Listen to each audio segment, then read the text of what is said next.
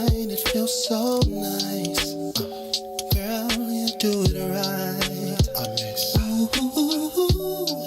Oh, girl, you don't go too fast, you take your time. Just how I miss. Hey. Oh, you kiss it, then I'm drifting off your love. Keeps me floating, girl. I miss. And ooh, it feels so good. I wanna come down. Girl, I'm missing that love. Come on. Ooh, babe, I'm missing all those kisses. Baby, bring those lips to me. Oh, babe, I'm missing all those kisses. Baby, bring those lips to me. Come on.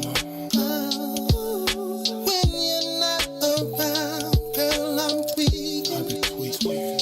I swear I be hearing things. Oh, and if I cannot have you, girl, I'm fiending. Oh, that's such a talent you bring. Yeah. Oh, and it's too long. If I can hold you in my arms, if I can find a real good love. That kiss is a drug to me. Baby, your kiss is all I need. Come on. Ooh, it feels so good, baby. Oh, come on. Ooh, babe, I'm missing all those kisses. Baby, bring those lips to me. I miss it already, girl. I'm missing all those kisses. Baby, bring those lips to me. I miss it already, babe. I'm missing all those kisses. Baby, bring those lips to me. Oh, babe, I'm missing all those kisses. Baby, bring those lips to me.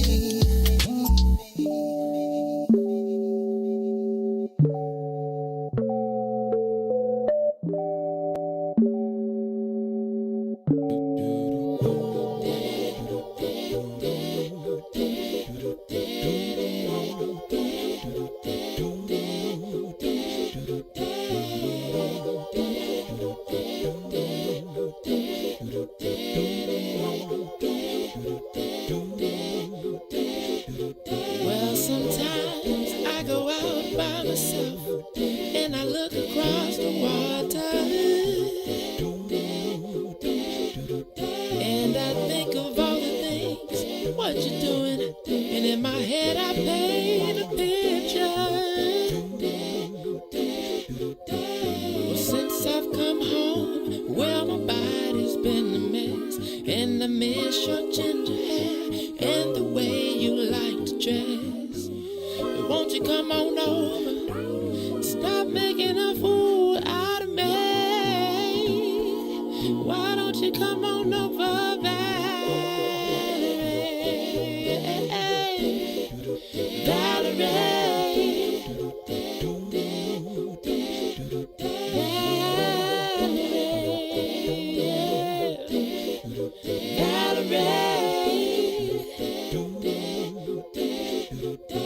Did you have to go to jail? Put your house on up for sale? Did you get a good lawyer? I hope you didn't catch a tan.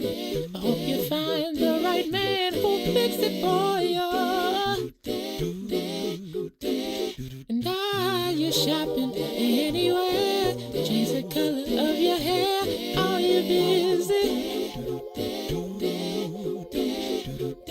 And did you have to pay that fine that you've been dodging all the time? Are you still dizzy? Oh, yeah. Well, since I've come home, well, my body's and I miss your ginger hair and the way you like to dress. Won't you come on over? Oh, stop making a fool out of me. Why don't you come on over, Valerie?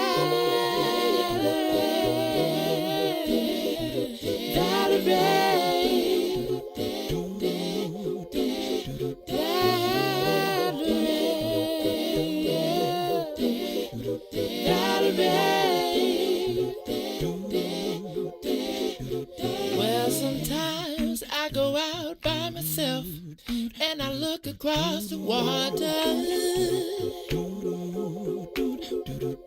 and I think of all the things, what you're doing. In my head I paint a picture. Well, since I've come home, well, my body's been a mess, and I miss your ginger hair and the way you like to dress. Won't you come on over? Stop making a fool out of me. Why don't you come on over,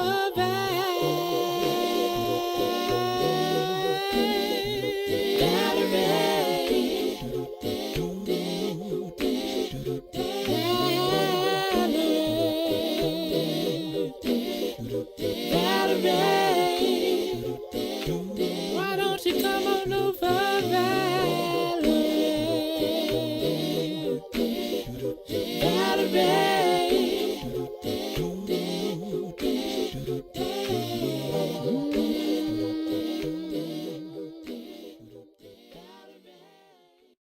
Everybody's talking about the all-new Sam Silk's Chicken and Fish. Place your order today for a delicious meal. The chicken and fish are fried to perfection, featuring a wide variety of catfish, perch, tilapia, whiting, and shrimp. Now it's your turn to see what everybody's talking about. It's the all-new Sam Silk's Chicken and Fish, Chicago's newest spot for delicious meals. Stop by at 2537 South Wabash in the South Loop, or get contactless delivery from DoorDash, Uber Eats, Grubhub, and Postmates. For more info, call 773-807-9010, 773-807-9010. Sam Silk's Chicken and Fish is open just in time for lunch, or take it to the house for a delicious dinner. It's Chicago's new spot for perfectly fried chicken and fish. Don't wait any longer. Try it today. Sam Silk's Chicken and Fish, 2537 South Wabash in the South Loop. Sam Silk's Chicken and Fish. You are listening to the most dangerous show in the morning. This is What's in It for the Black People Radio.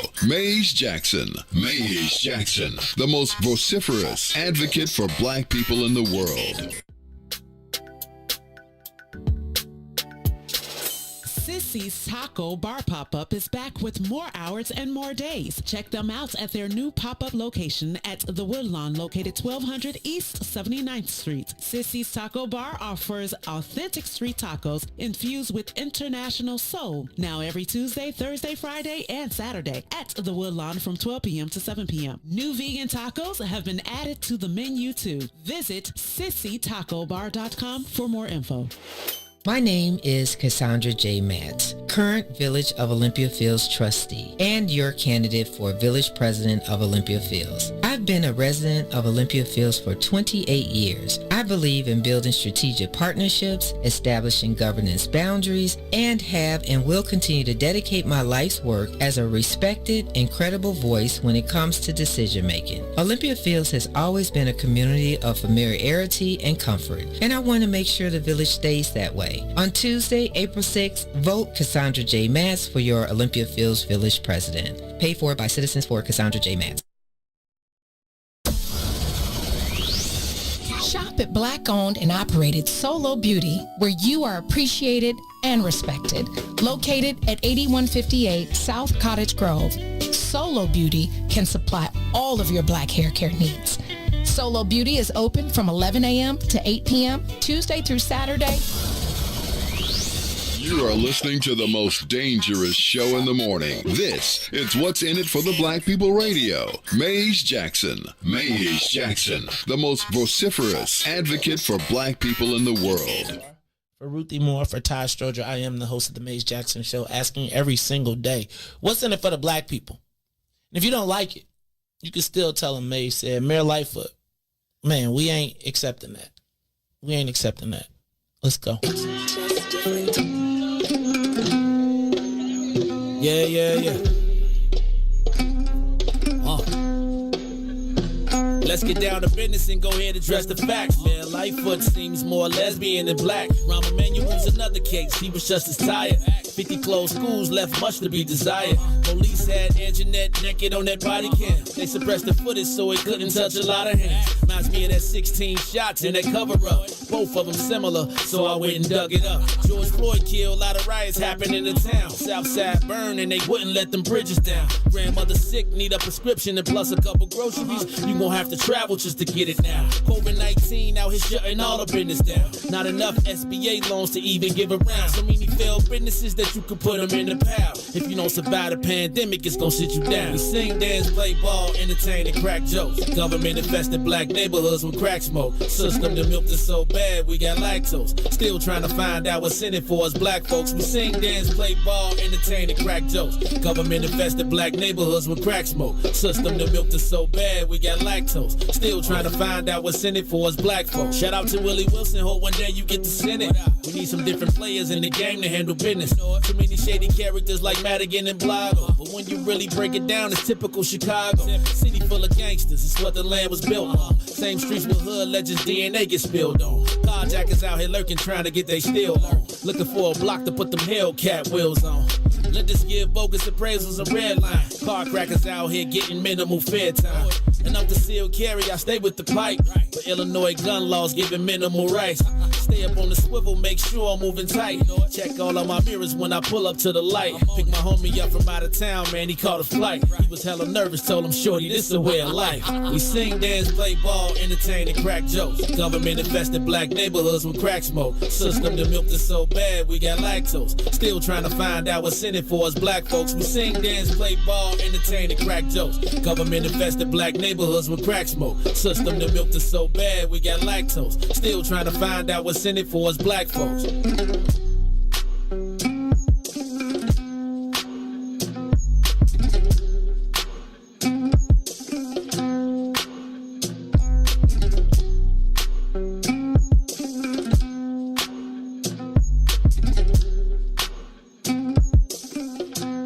Wake up, Chicago! Wake up, world! This is the Maze Jackson Show. I'm your host, Maze Jackson. Got my co-host, Todd Stroger. Maze. Todd, how you feeling this morning, man? I'm just trying to make it through second winter. Second winter. Why you call it second winter, man? You know, I read something and it made sense to me. We got like 8 seasons. You know, got second winter, Indian summer, fall, spring, all kind of stuff. Explain that to me. So wait, what exactly is that?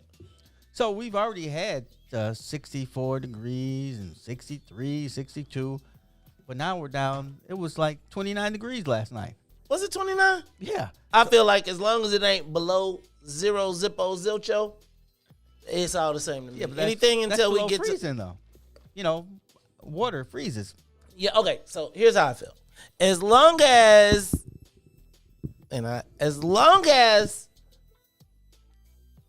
I can put on a hoodie and a sweatshirt. A hoodie and a shirt, and maybe just to throw on a jacket, I'm good.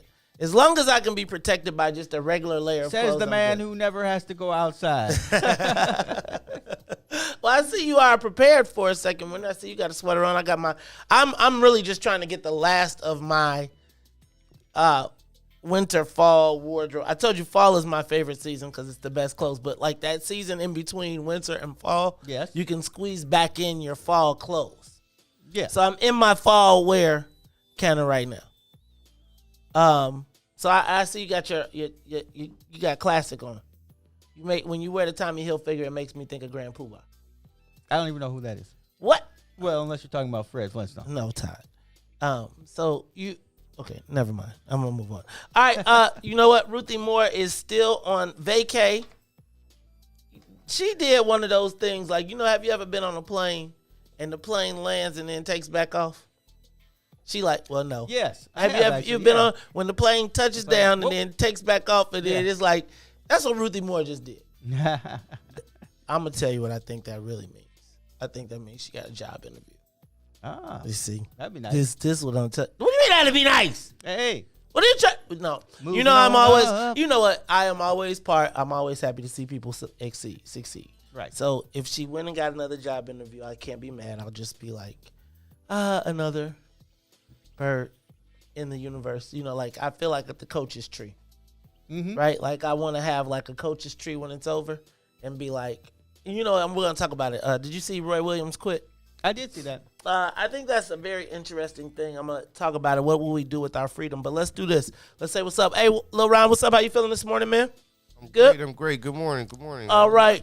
So it looks like we are all locked and loaded. Let's do this. Let's get this thing up to 60,000 feet. Let's get this thing up and away. This is the Maze Jackson Show. Soul plane off.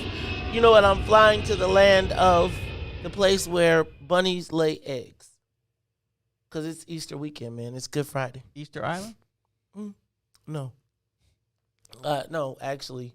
Today we should be flying. Matter of fact, we got to hear, we are going to have to hear Church Chicago song today. Because this is Glory to Gethsemane, Golgotha to the grave, and the grave back to glory. God's going to turn it around. That's literally this song this weekend. Right. Because today, Jesus was on his way to Golgotha. Then he was crucified. They was like, give us Barabbas. Right? Pontius Pilate washed his hands, did his thing. That all happened. This is going on now. Right, it's going on now. This is all going on now. Yesterday was Passover. So today, right now, Pontius Pilate is in the temple, not in the temple, but in the palace, washing his hands, like trying to give Jesus a chance. Am I going too far? Okay, we're going to stop. Anyway, we're going to talk about it anyway a little bit later because we're going to talk about the story of Easter and the role that the church, for the social media question of the day, the role the church plays today. I saw a rabbit outside today. Hey, he's a regular. Oh, it's He's a regular. Was he down by the other door right there? No, he was crossing the street over here. So he usually hops around over there. So I think over there he was on his way back to the crib. Oh. So that's the crib is back over there. Down this way by our other door. Oh, the garden's across the street. So, yeah, he goes down, hunts, comes back. You know, city rabbits, they ain't like country rabbits. They got to do battle in them holes with the rats. So they got to be some bad rabbits, man. That ain't your regular Bugs Bunny. All right, y'all. Did you see the story of the 13-year-old killed by the police officer? Yes. I did not know that story, but I was alerted to it last night after seeing Superintendent David Brown's apology. We're going to talk about that a little bit later because they are calling to release the tape. Now, my bet is that means that they've seen the tape, right? I thought I saw something that said that they were like, we're going to release the tape. Right, they're trying to. I mean the city was already like saying, hey, we're going to release the tape. Yeah, because the city has seen the tape, which just makes me say they saw the Laquan tape. It couldn't happen this quick. They seen it. I'm going to stop. I'm going to let that be. No, I think they want to release it quickly because it's like, as they say, a justified shooting. Exactly. Well, we're going to talk about it. We'll talk about it a little bit later. How about baseball is back? Did you see Allison Arwady and Dr. Ezike at the Wrigley Field throwing the pitch? Dr. Ezike. I missed that. All right, so I don't even know why. Doctors just can't hit the plate? No, Dr. Ezike threw that bad boy all the way across the plate and some. Sure, it hit the glove, pat, heard it, slap. Dr. Arwady, I think she had trouble getting up the mound. Then by the time, she might as well have bowled it. Oh, really? She might as well have just bowled it. I mean, it was like an overhand bowl. Mm-hmm. It was like a, you ever try to be like fancy with your bowling ball and you, whoosh, and it be like, thud. Mm-hmm. And then it just stops. No. And then it Nothing ever skids. just stops. Well, it stopped. It's like, thud, like you think you're doing something super fancy. You be like, shh, it'd be like, thud. Yes. Then it'd be like, I'm going to roll real slow. And go in the gutter. And then like, you be like, and you be trying to lean your body. Do you think the lean in the bowling ever works? Or like, can better. you ever lean something in? It better. There goes my game. All right, man. Let me see what else we got. Pritzker commutes the sentence of Gerald Reed, another Burge era victim. I think JB is now starting to piece together his world tour as he trumps towards the signature challenge. Do you think JB is gonna run again? I've heard rumors that it's potential that he may be having, even though he put $35 million into his bank account, because I hear he's nervous about Ken Griffin just being like, yeah, we're gonna just double anything you do. But anyway, not just that he's double, but I mean just thinking that he hasn't really won anything. And I'm thinking that there is the potential he's trying to win this disease. I think the best thing that could have happened to him was this federal stimulus. Because if they play it right, they could be like, we solved the problems. Oh, well, yeah, of course. Nothing like getting some money out of nowhere. But what do you think? Do you think he's got? Where do you think he's? Do you think he's even contemplating not running again? Like, I mean, I'm just saying, if you're a billionaire, why do you want this mess? Like, why? Well, because you want to be the president, right? So you think? What do you think Kamala's going to do? Because you want a bigger mess. So what do you think? Speaking of that, what do you think? How do you think that's going to work out next week? With Kamala being in town and JB and Lori arguing, and they're talking about vaccine. I know we talked about the Loretto piece, but I was just thinking about, like, who do you think is going to be the most, is she going to be with JB, the billionaire? Is she going to be with Lori Lightfoot, who I feel like the mayor has a much better national profile than she does locally. Like, because they don't even count, when they talk about the mass shootings, they don't talk about the ones that have happened in Illinois at all. Mm-hmm. But who do you think Madam Vice President Kamala? You think Kamala Harris is gonna come on? She ain't coming on What's In It for the Black People media. Yeah, probably not. Yeah, who knows? You never know. Hey, yeah, you do. Yeah, you do. She ain't coming around these parts, even though she might be across the street. I wouldn't be surprised if she's across the street. I would not. But what do you think? You think who does she have to pick? Because they're gonna be. Does she lean towards JB, billionaire, who could be potentially a challenge to her? Or does she lean towards Mayor Lori Lightfoot, who is rapidly becoming the face of not reforming the police? I don't know what her previous relationship is. I guess probably none, because she was the attorney. They don't really get around. So I would guess that she would hang around. She's going to be here in the city. She's going to hang around with the mayor. Okay. Shout out to Attorney General KWAME RAOUL is going to be with us today. Oh, cool. He'll be joining in. He's going to be talking about the consent decree and the fact that the city has missed more than half of its deadlines. Wow. It'll be good to hear him. He'll bring some color to the program. Literally. A different color. Literally. I mean red. Yeah, so he'll be with us a little bit later on the day. So he'll be joining us. And when he joins us, I feel like I'm obligated, and I don't think I talked to them about this, but I'm obligated to ask about George Floyd, and I got to find out what they think about Anjanette Young, too. Mm-hmm. Right? I think that those are fair questions, so I hope that they're listening now because, no booby traps, but we got to find out because, the Attorney General. Did you see the mayor told him to mind his business, though? No. Oh, she was like, but as you can see, I'm shocked. with all due respect, she says. Because he said it's like pulling teeth. Now, first of all, he didn't say getting it from the mayor's office. He said like pulling teeth, getting it from CPD. And she said with that is the mayor's office. She hasn't taken David Brown's uniform. She got to get it tailored. Yeah, like right. what? All right, cut those a little. Cut those suckers in half. Right. Anyway, so apparently she is not apparently. So when questioned about the slow response, she said, with all due respect, the Attorney General needs to worry with the state and get their house in order. Mind your own business. And I just feel like she just does not believe in tact. Like that is not someone that I would want my daughter to be modeled after. Son either. And I don't mean that in any kind of way. Mm-hmm. I mean, it's like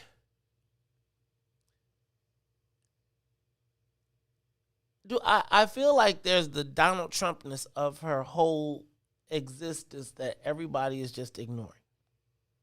Like, I mean, she literally like, I'm not saying that no politician curses, but bro, she curses like to the press at the press conference. Yeah. I mean, everybody knew curse, but not out in public. And I just think that if you're at a public meeting with your colleagues, could you imagine being at a board meeting and being like filth, flaring filth?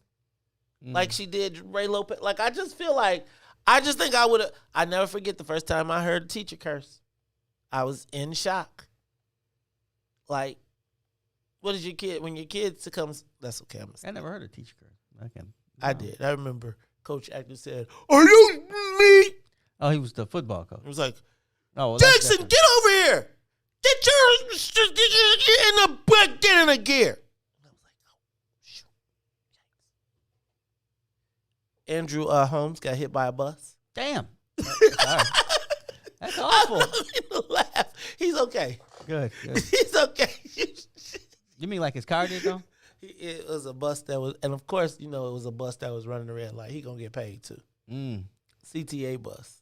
They were like, dang. The bus driver was like, dang. CTA bus, they like to keep on, they hit you and they keep on Yeah. moving. Oh, man, one time I got hit by a CTA bus and they tried to call their butt back talking about they gonna sue me. Oh, Janine got sideswiped by a bus, knocked our mirror all off, and I don't know, she waved a police officer and he was like, I'm not writing him a ticket. Right.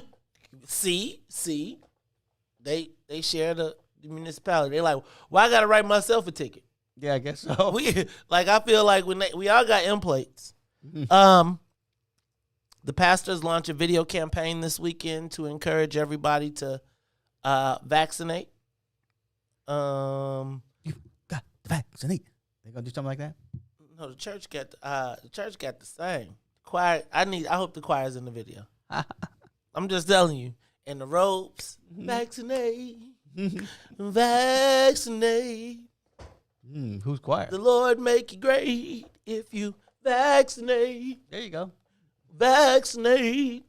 You know what I'm saying? I want to see the preachers do it. Forget the choir. I'm tired of I need you to vaccinate before I make you great. Oh. Do. Then you get the organist. I'm just telling you, man. I could see that happening. I'm just telling you. And how much you think they got? You can write your own song. I'm just can saying, play it on here. See, here go the thing. We don't talk about that later. I'm gonna say that. What else do I got on there? Okay, George Floyd's girlfriend. Like, whoever's idea on the prosecution was, I feel like the white guys was like, I yes. saw her crying. Yeah, I feel like that if there was any. Okay, has anybody seen the meme about the white girl haircut? No. There's this meme about and it's this haircut that a white girl has that they like, if you know a white girl with this haircut, her children are not, she has black children. Right?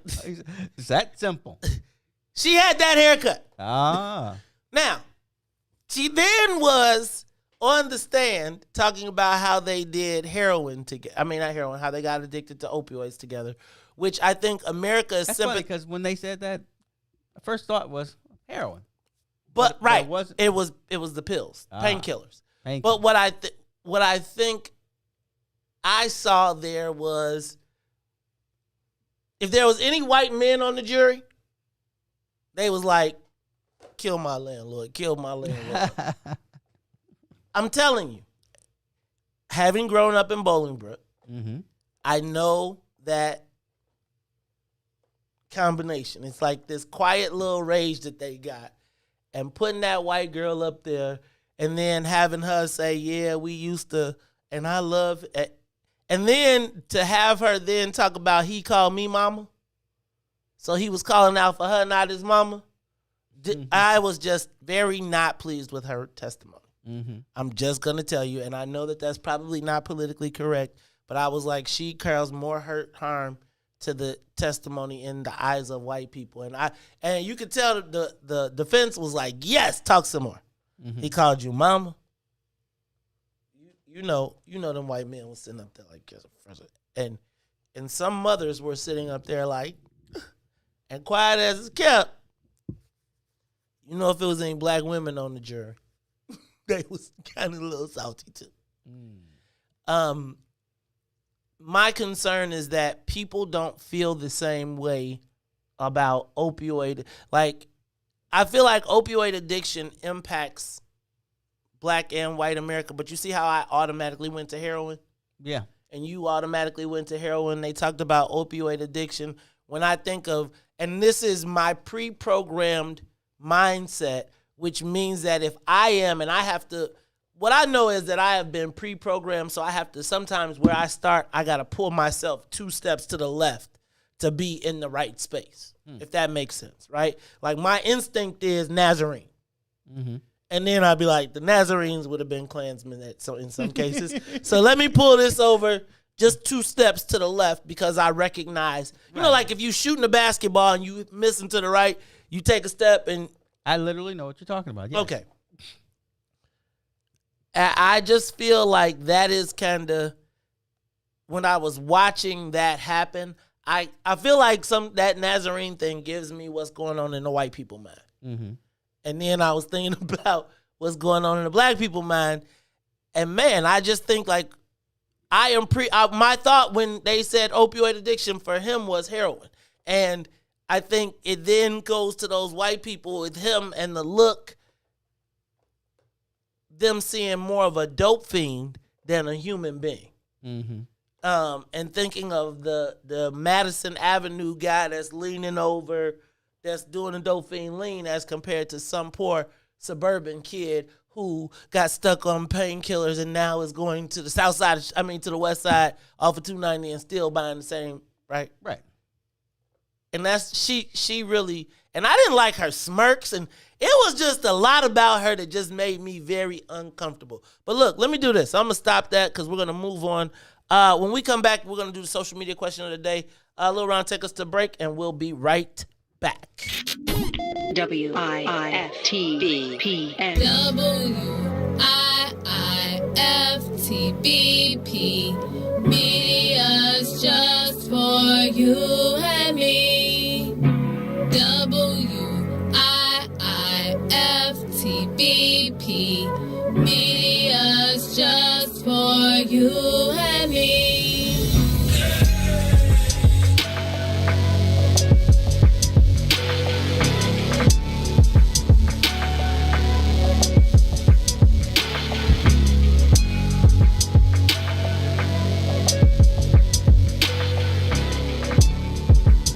Introducing your trusted source for high-quality Black emojis, better known as Blackmoji. We believe Black is beautiful, and that beauty should be reflected in the digital market. Now there is an app that does just that, starting with Black Greek letter organizations. Blackmoji D9 offers more than an emoji app. It is a cultural experience of Black excellence. Download the app in the Apple or Google Play Store to access a specially curated catalog of emojis representing the Divine Nine.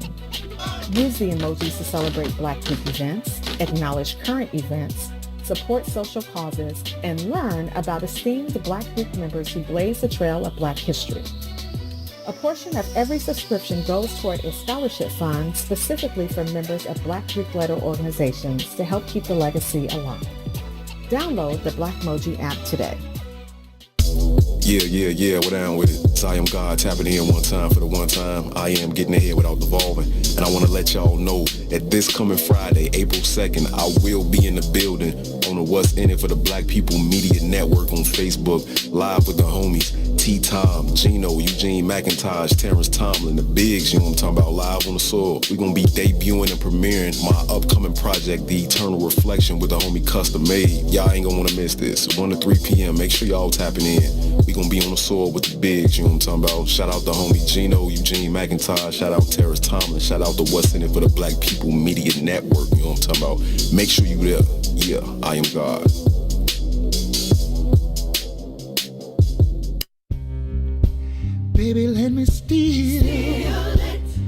I gotta steal. Don't you wanna steal? I've got to see you somehow. Not tomorrow, but right now. I know it's late. I can't wait. Come on and steal. Steal. Don't wanna keep thinking I might change my mind. Everybody's sleeping. Let's not wait. You are listening to the Maze Jackson Show. I'm your host, Maze Jackson. Got my co-host, Todd Stroger. Got a little round in the building, and we are doing our thing, flying the soul plane on this good Friday night. Don't forget, we got us. Man, I almost said State Senator KWAME RAOUL. He probably like, psh, psh, psh, psh, psh. I am the Attorney General now. Excuse me, Attorney General KWAME RAOUL.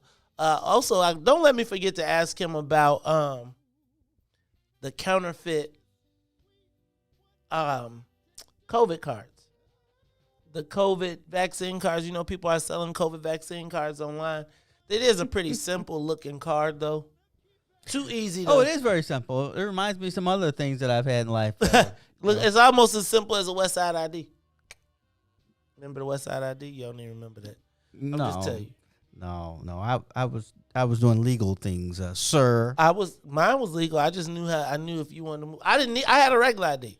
Like if you had a regular ID, it was like a platinum pass. You had a West Side ID, they was like stand over. You gotta wait. What is a West Side ID? I told you the West Side ID is for all the people that do not have a state ID. There are places you can go and they will laminate a pic. They will take a picture of you. They will laminate it. They will type it in. Well, that's old. Type all the stuff. Right. People been doing that forever. That's the point. But I remember Joe and, what is that kid's name? I can't see his face. I don't know what I was doing in there. You can use it at the liquor store. I don't know what I was doing in that room because we weren't like friends. But they had a big old picture of a driver's license on their wall. Oh, and you can just take a picture. Yes. See? That's crazy. See? Okay. See? White people or black people? Black people. This is Xavier. This is what? Xavier. Xavier. Yeah. Todd, why you be trying to... You sound like black people. You be trying to do like the black people with New York. You be trying to... When you start talking about New Orleans, you be trying to have the New Orleans accent. Like, I'm like... You fall right back in the brotherhood there, bro. Well, you say... you say Xavier the New Orleans way. What? I just say Xavier. Xavier. Where's Xavier? Where's the R dog? I see you trying to do. I see what you're trying to do, but that's funny, man. All right, hey y'all, this is the Mace Jackson Show. When in Rome. Do as the Romans. When in Rome, fake accent. That's what I be trying to do when I talk. When I have my accents, I be trying to make sure that I used to go out with a Jamaican guy. He'd been in the country for like 11 years, and you could barely understand him. And she was like, "What is wrong with that man? How come he hadn't changed any of his accent?" Because he could say all types of stuff and sound cool, and nobody knows. He'd be like, "What a bummer clock is about to buy? The bummer clock choose time." Right. See, and then it sounds like Jamaicans patois actually sounds pretty cool. Like when they get it rocking, like get patois. I told you about the time I faked my way around Jamaica. Like you mean like you were a Jamaican? Like I just fake. Like I got when I was at the resort. I kind of felt bad because I knew the resort workers, and it was like they straight up. You're lucky they didn't throw you out. You know how they were in Jamaica. Well, maybe not when you went. No, I didn't talk though. Like I just would be like, and in Jamaica you could just walk out to the side of the road, put your hand up, and people, as long as they was going that direction, get on. You get in. I'd be like, medical, me brethren, right? I knew about 3 words. I got my butt all the way around the whole entire island. I only have one Jamaican story, and it's not even about me. My dad's lying on the beach, and a guy comes in Jamaica. In Jamaica, and but your daddy went to Jamaica. Old black folks used to not want to go out the country, man. Oh, my dad went all over. That's right, because he was a world traveler. Though. Basically, he was. Yeah, he had 100,000 miles. So he was on the beach, and one of the guys comes over in Jamaica and says, "What you trying to prove, man?" Why? Because he had that big belly? No, because it's so dark. Hey man, that's when I be going to Jamaica. I be trying to be like that Janet Jackson video. I be trying to get him back as dark as the dude in the Janet Jackson video. I don't know. You know when Jamin Jahansu was in that video and he was on said it never lasts. We had to do them wrong. I'd be like trying to come back. That like black. 93, I stopped paying attention to the rest of the world. Huh? About 93, I stopped paying attention, so I missed that one. You got something you want to say? I got a Jamaican story. Too. Go ahead. I was with my father when we went to. He took us to Jamaica in high school, and I actually went with him. He was searching the islands to find something for his cousin. So His cousin, of course. yeah. So he actually took us with him, and we had our little demos because we was rappers back then trying to get on. We had our little CDs, and we was trying to pass them out. And it was another guy who was selling Jamaica who was selling reggae, but he was grown, and I'm like at 15 at the time. So I'm like, I would trade you, I won't buy it from you, but we could trade off our culture. I'll show you some rap, you can give me some of your. And he just went off on me like, no man, no, we don't listen to that beat, that bull. No, we don't listen to rap here. And I was like, okay, but yeah. That was my Jamaican story. How did it go for you? Did the people, besides this guy, take the product? Nah. A few people took them, yeah. Because we were kids. Right. So a few people just took them. Shoot, I unfortunately, I've never been to I've only been to Puerto Rico. But what I didn't know you were a world traveler. You been anywhere else? I've been to Puerto Rico, too. Anywhere else? Puerto Rico's nice. I've been to the Cayman Islands. You just like it out in the Caribbean then? Yeah, I've been to Barbados. He was at the Cayman. He was hanging out with the Loretto team. Man, you know what? All right, look, let's get back to get back on schedule. It is time for the social media question of the day. Lil Ron, give me the big voice, please. For the social media question of the day. So, Todd, it's Easter weekend. You know I am a child of a pastor, better known as a PK. Mm-hmm. I will tell you that in the early part of my Christian upbringing, I was extremely involved in the church. Then I went to college. Then I got a job so that I didn't have to go to church because we went to church 5 days a week, literally. 5 days a week, literally. That was a job. Then I went and got a job so I didn't have to go to church as much. Then I went to college where I then became a member. I no longer had to go to church, so I chose not to. Then as I got involved in a variety of different organizations. As I got involved in other organizations, I got outside of the realm of Christianity, exploring all of the different world religions, only to not pick any.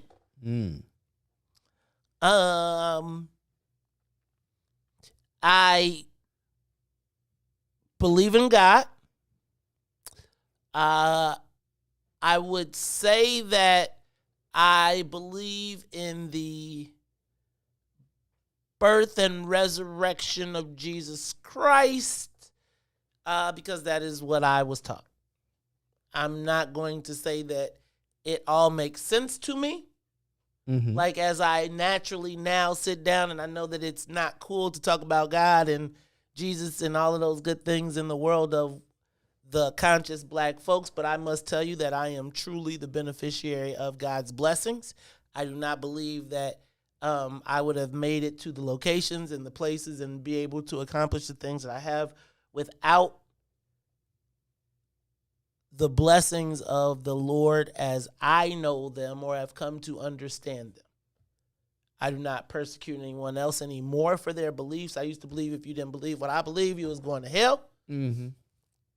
I am now clearly unsure of everything that I was taught growing up from the standpoint of how it makes sense logically. But what I will tell you is that there is by no other way in my life but by therefore God and the life that and the practices that I was taught that got me to where I am today. Now, I'm not going to say that there didn't have any self-determination and all of those different things, but I mean, we know that there are outcomes that we can all be involved in situations, and I truly believe that I have a mission, and I truly believe that God has a purpose on my life. I don't know why today in Black America, that seems to be something that you almost have to couch.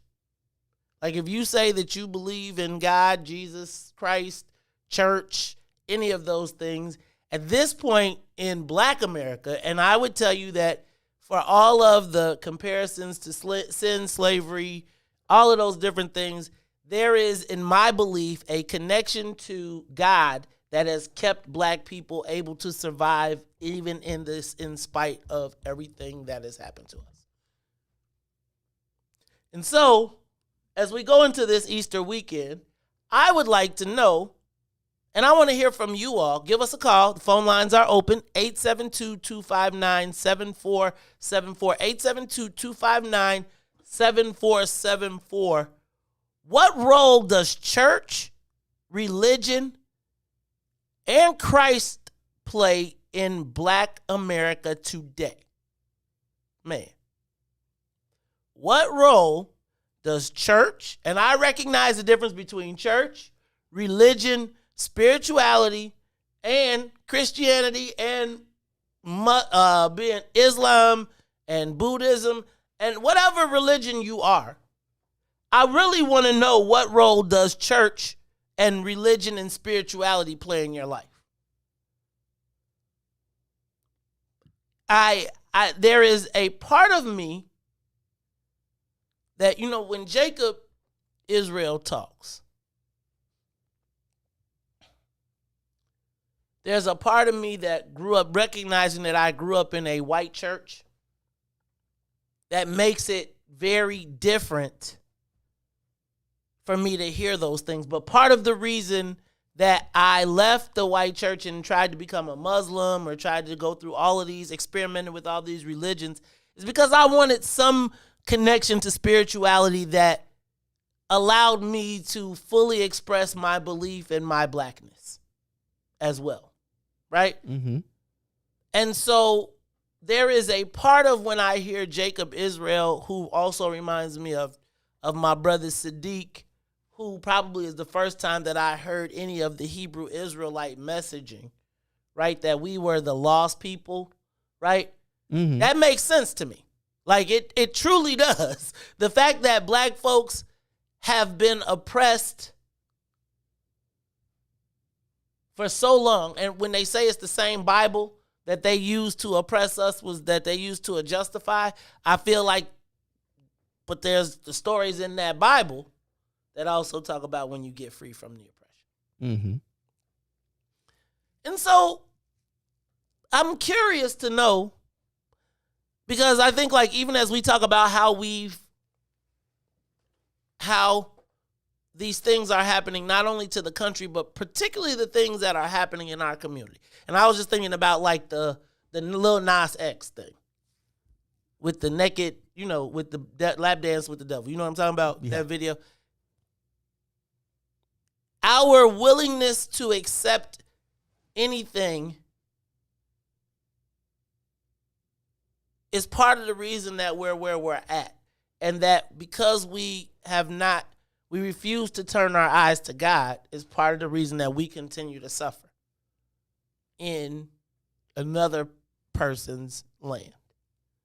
Give us a call, 872-259-7474. What role does the church, religion, Christ, or your belief play in Black America today? Todd. Lil Ron, you missed the part where you were supposed to hit the organ when Mays ended, but that's all right.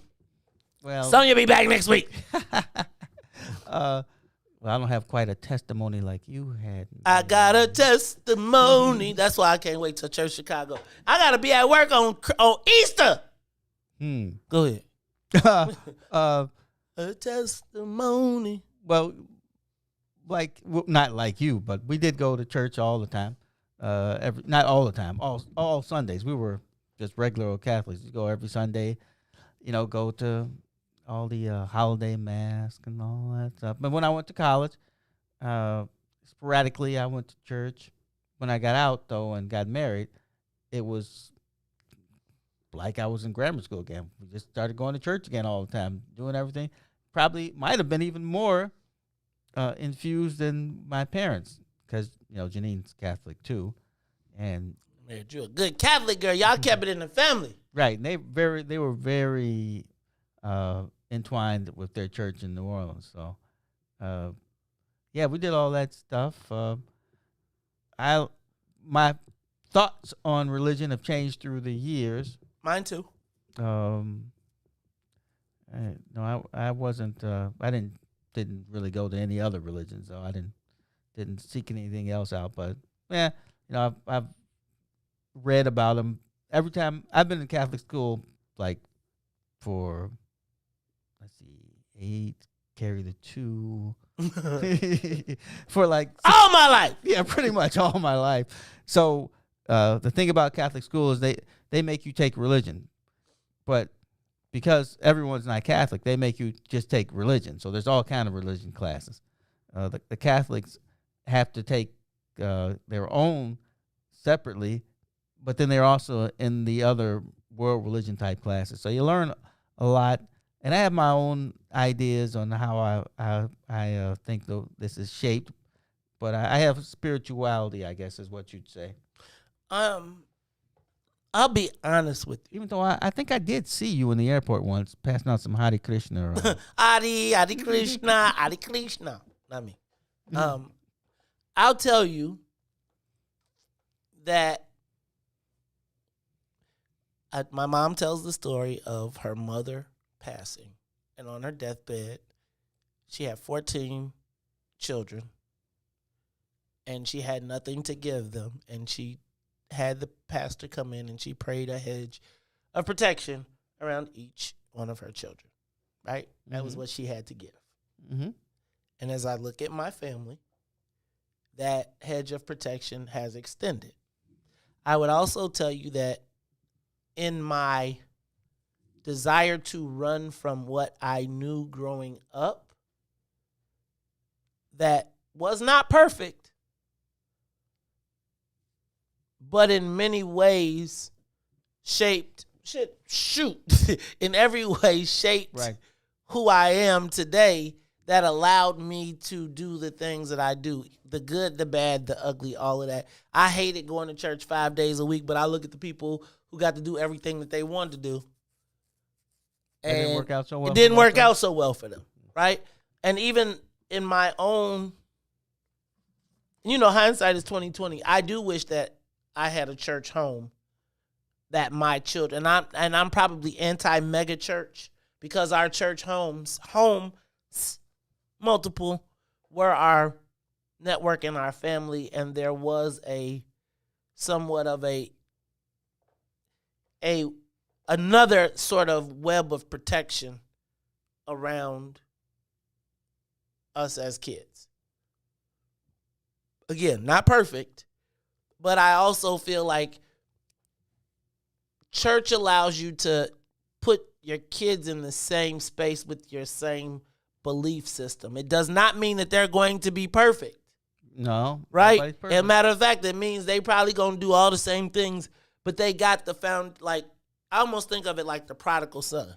Mm-hmm. Like, the kid's going to go out and experience the world, but at a certain point, they got to come back. There's a longing for that fellowship of people that when you get older, you come back to, that I don't necessarily feel I provided for my kids. I this is further than I think you're talking about, but I think I see that even we have a group chat among the St. Felicitas graduates, and there's probably about 10 people in it. This is grammar school, so we graduated, I don't know, a long time ago, 44 years, something like that. But they still want to be in contact at this point. Right. I'm going to tell you, it's funny. I had the opportunity, I told you I went to go speak at Greater Metropolitan Missionary Baptist Church for the passing of a person that in the very early part of my life was the first man that, like, in a space of a single mom, that really was like, okay, I always say that's the dude that said you got to shake it. right? Like, I used to always never at the end of when you would Oh, I get you. go to the bathroom as a little kid, that your mom doesn't know to tell you to shake it. Right. So you always, and I know that story sounds kind of crazy, but not to me. The church men have told me things as I've grown up. They see something, they just tell me. This is what men do. And to me, the church was a semblance of that village, right? And I remember I hadn't been in that church in literally 30 years. And the people in that church was like, man, we remember from you when you used to run up and down and we always wonder what happened to you. And, that was my original village. Yeah. And I don't necessarily think of it from the standpoint of just the preaching. Like I don't, and part of as I've gotten older, I recognize that the church is not just about the preacher it is about a community, right? And it is a community that is built around some sort of grounding in at least a base of commonality. Like, okay, at least we gonna try to honor the 10 Commandments, right? Like at the minimum, right? Like, right. And I'm not the big baby Jesus from the sky and all this big baby sky daddy, and I don't subscribe to turning all of our problems up to the Lord and all of that. I think you got to be active and you got to participate. But I do feel like the lack of connection to church, like I don't know that there's really anything that we respect in our community. Like respect. Like, and I feel like the church was a place where at least there was a respect. Take out all of the white power and Jesus Bible, and the church was a place that held a spot in our community where like I almost feel like, and even with me, as tough as I am on the church, it's because I believe that it is one of the pillars of our community that we have to respect, but you gotta have a moral footing for us to respect. And I think the degradation of it means that it's like we've coincided with that. Like the lack of connection to a center point from which then we can all kind of go do your thing and have some sort of policing that you can call somebody. Now I know that preaching and psychology and all of that good stuff, I think there's a lot. I think we've held these preachers in these high esteem with no degrees, with none of the necessary training that they need to be equipped for the level of trust that they have. Right? So it's like you do have, but I do think like if you're going to be a pastor, you should be a psychologist. Right. You should take counseling. You should have to meet certain standards because, again, I've got a degree in divinity. Right. I understand the Bible. But that don't make you qualified to understand the psychological. Like, again, how many preachers done seen a schizophrenic and said you got a demon instead of saying we need to get you some medication? And I think we have to progress, but I do feel like our lack of connection to any type of spirituality, like any type of, like, and I'm not talking about you made up some, me and God, when I was smoking the other day, we came to an understanding, but something that you're grounded in, something that sets a moral compass for you. And the fact that you say, man, who are they? A moral compass is not a bad thing. No. Look, y'all, it's the Mace Jackson Show. We got to take a quick break, and when we do, we'll come back, and then we're gonna continue that conversation. Give us a call, 872-259-7474. What role does the church play in the black community? Frank, I see you on the line. We're going to pick you up, as well as anyone else who is calling. Then we'll talk about some other things. It is Good Friday. We'll be back. WIFTBPM. when you got to Kennedy King, so you remember Corey Brown? I definitely remember Corey Brown from Morgan Park. Yes, sir. Yes, sir. Yeah. Murder, man. So I got it in with y'all one day before a game. And then y'all literally went out and destroyed some people by about 50 at Kennedy King. And I'll never forget, somebody shot a jumper. It came off long. And Corey will tell this story to this day. He says he went up, and I was in the stands. He went up for the rebound, and before he could jump, he said he felt a foot on his head. And it was you, and you caught it. Classic P-Mac catching it over everybody, putting it back in. He says before he jumped, he felt a foot on his head. And Corey was 6'4", easy. On his head. On his head. Yeah, Corey was 6'4", man. I used to just, I don't know, I had a knack, man. I was always uber athletic. Like I was taught earlier, if somebody shoot, you got to come from the opposite side. I had a guy in my neighborhood named Wayne Irvin, legendary dude to us in our neighborhood. Played at Chicago State, played at Wyoming. Okay. Played against Patrick Ewing. He passed away a couple years ago, but went to CVS. He was a decorated player. A lot of people knew him. And he taught me early, like, you attack offensive rebounds from the opposite side. So if somebody shoot from the left wing, you crash from the right. If somebody shoot from the top of the key, you can crash because it can go either way and you can get it. I was so big and athletic. I used to get a lot of tip dunks. Like, for some reason, people never boxed me out. And once I got a running start, if it came off anywhere over the rim and bounced up, you was dead.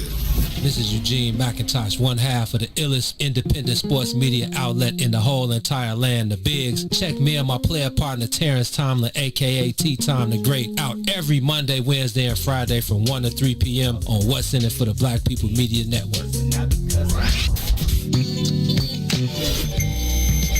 This is Tori Muhammad, and we want you to tune in to the Tori Muhammad Show that airs here on What's In It for the Black People Media every Monday and Friday from 11 a.m. to 1 p.m. We talk and celebrate Black-owned businesses, Black entrepreneurs, and we talk to some of the best people in the food industry here in Chicago, Black chefs, Black restaurateurs. So make sure that you tune in to us every Monday and Friday from 11 a.m. to 1 p.m.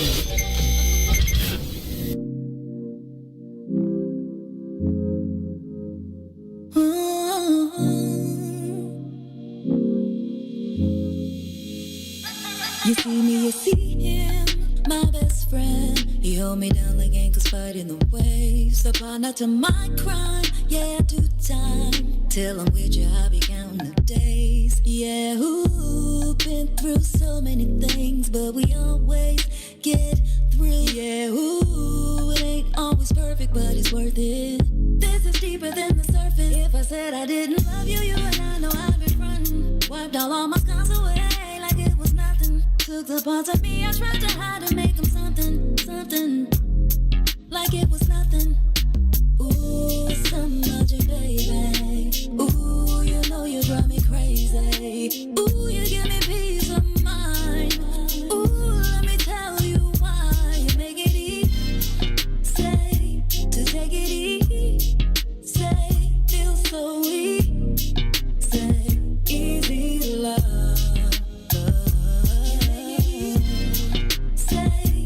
Take it easy, say, feel so easy, say, easy love. I never thought that I would give it to you, but now I don't think it's the time, I won't do it. I think it's cause the way you talk to me, know how to say it without making me feel little.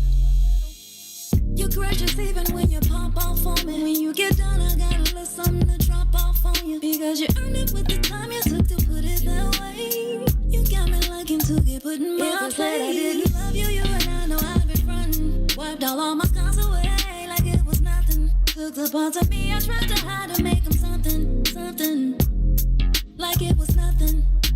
Ooh, so much, baby. Ooh, you know you drive me crazy. Ooh, you give me peace of mind. Ooh, let me tell you why you make it easy. Say, to take it easy. Say, feel so easy. Say, easy love. Easy love. You make it easy. Say, to take it easy.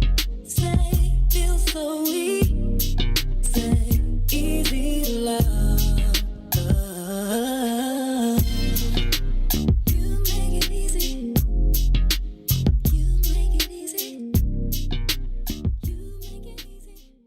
You are listening to the most dangerous show in the morning. This is What's in It for the Black People Radio. Maze Jackson. Maze Jackson, the most vociferous advocate for black people in the world.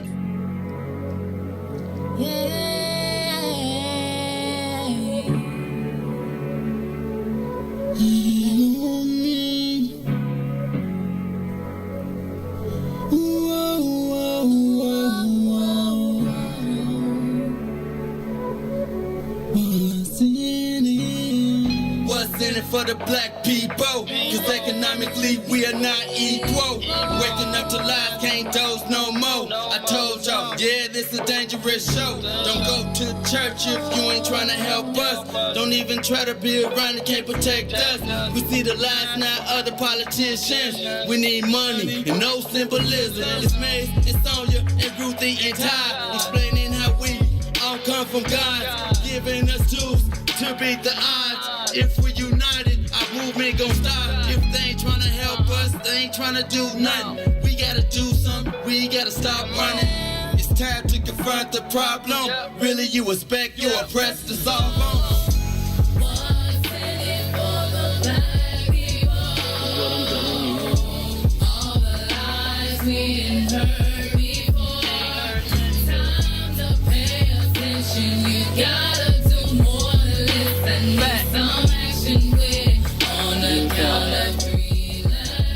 Wake up, Chicago.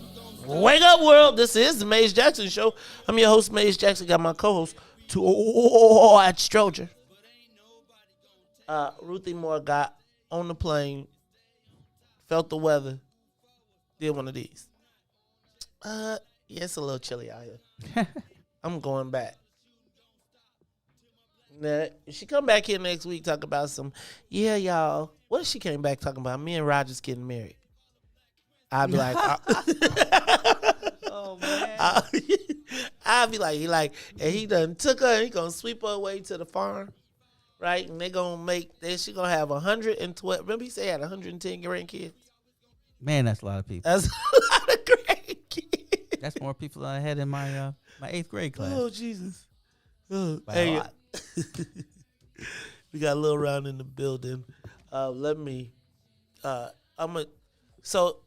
I got this from my man over at Flowers Communications. So I'm going to go ahead and give it a big quick shout out. Roseland, Washington Heights welcomes the COVID-19 vaccine. If you're 18 or older and live in Roseland and Washington Heights, and you are now eligible to get your COVID-19 vaccine. No ID and no health insurance are required. Now, this will be happening at the Woodson Regional Library. That's 9525 South Halsted Street in Chicago, Illinois, 60628. First dose appointments are available Friday and Saturday through April 10th or while vaccine supplies last. COVID-19 vaccines are safe, effective, and offered at no cost. An appointment is required. No walk-ins accepted. To schedule your appointment in English, call 773-219-2430. To schedule your appointment in Spanish, call 773-244-4421. Ask about transportation options. Now, this is sponsored by the Chicago Protect Chicago Plus, University of Chicago Medicine. Is that T? Look at that. I got to take my glasses off to read, Todd. What is that? TGA Health and the Christian Community Health Center. Hey, did you know I used to be the chairman of the board of Christian Community Health Center? Yes, you did mention it. I did. Mm-hmm. Yep, 95th over there right off of Halsted. I used to be there. But anyway, y'all check that out. So if you are looking to get the vaccine, you are 18 and older, free. They're saying it's safe and effective and offered at no cost, no health insurance, and you don't need an ID. That really see, this is all the more reason why there shouldn't have been a Loretto scandal. All the reason more why. They should have just said, yes, we had a list. I'm serious. They should have just said, yes, we have a list. And I'm going to tell you, this is what makes me think that when they went after that other place, Innovative Health Solutions, I feel like that doctor was right. They're trying to get a number so that they can say that. What did he say? He said that, man, we were just getting we were told to get as many shots in as many arms as possible. Uh-huh. Right? So if there was anything left over, yeah, Tanil, I know it was nice of me to share, especially how brutally they treated you. But it serves as a reminder. So I'm going to, anyway. So, yeah, Todd. Anyway, I'm going to move on. I lost my train of thought anyway. All right, look, it's time. I want to talk about the police shoot a 13-year-old boy in Little Village. What is it? Little Village? Little Village, yep. The mayor and superintendent call for the release of the video. 13-year-old Adam Toledo was shot on the 2300 block of South Sawyer. Police responded to a shot spotter. The shot spotter, and they responded. There was apparently an armed confrontation. 2 people were caught leaving the scene. One who who was 20 years old and had another charge, a gun charge, and then this Adam Toledo. Adam Toledo, they say there was a gun. Reports say that there was a gun found next to his body. It is a tragedy. So I got a few questions here. First of all, the mayor is calling for the release. The mayor superintendent is calling for the release of the tape. Now, why do you think that they are calling for it so quickly? Todd, you said something earlier that made me think. I didn't think of it that way. I thought they were trying to do their best to avoid a Laquan McDonald cover-up scenario right away. Oh, I thought they were probably just trying to get out in front. They've seen the tape, and it would be a department justified shooting, which basically means that he was my landlord. He would be holding a gun against them, and if it was a confrontation, I guess that there was something spoken, and he wouldn't drop it. So they're like, well, let's get out in front of this instead of having people speculate. Let them actually see what happened. Okay. 13. Does age matter? No. 13-year-old armed criminal. I know people who've killed people who were, I think. Dang, killers, Todd? Who doesn't? Everybody knows a killer. Yeah. Whoa, speak for yourself, man. I'm from the streets of Bolingbrook. Yeah, well, I came from Avalon. I don't know nothing. Yeah, but you had a I don't know nothing about the real world. But right, yeah, I know people you had a summer home who've killed people. I know people who've been killed. So that's just the way it was in the city. Okay. So Todd, in understanding that, so do you think that's why there isn't an immediate scream of outrage and bloody murder? Is because the mom seemed kind of calm too. She said she just couldn't believe that. She said, "Oh, he wanted to be a cop, and now to find him to be killed by a cop." Is it possible for a 13-year-old to be an armed criminal? Yes. You think? Are there really 13-year-old armed criminals? Like really? And you can't handle them? I mean, there's not a better way to handle them than shooting them? When they got a gun, it's at that point, is it going to be me or you? And if you ain't going to give up, then it's going to be me. I'm not going to give up, right? Oh, dang, I forgot. Todd, we have people on the phone line. Oh, right, Frank. I forgot. Do y'all got Jesus in your life? Let me go back.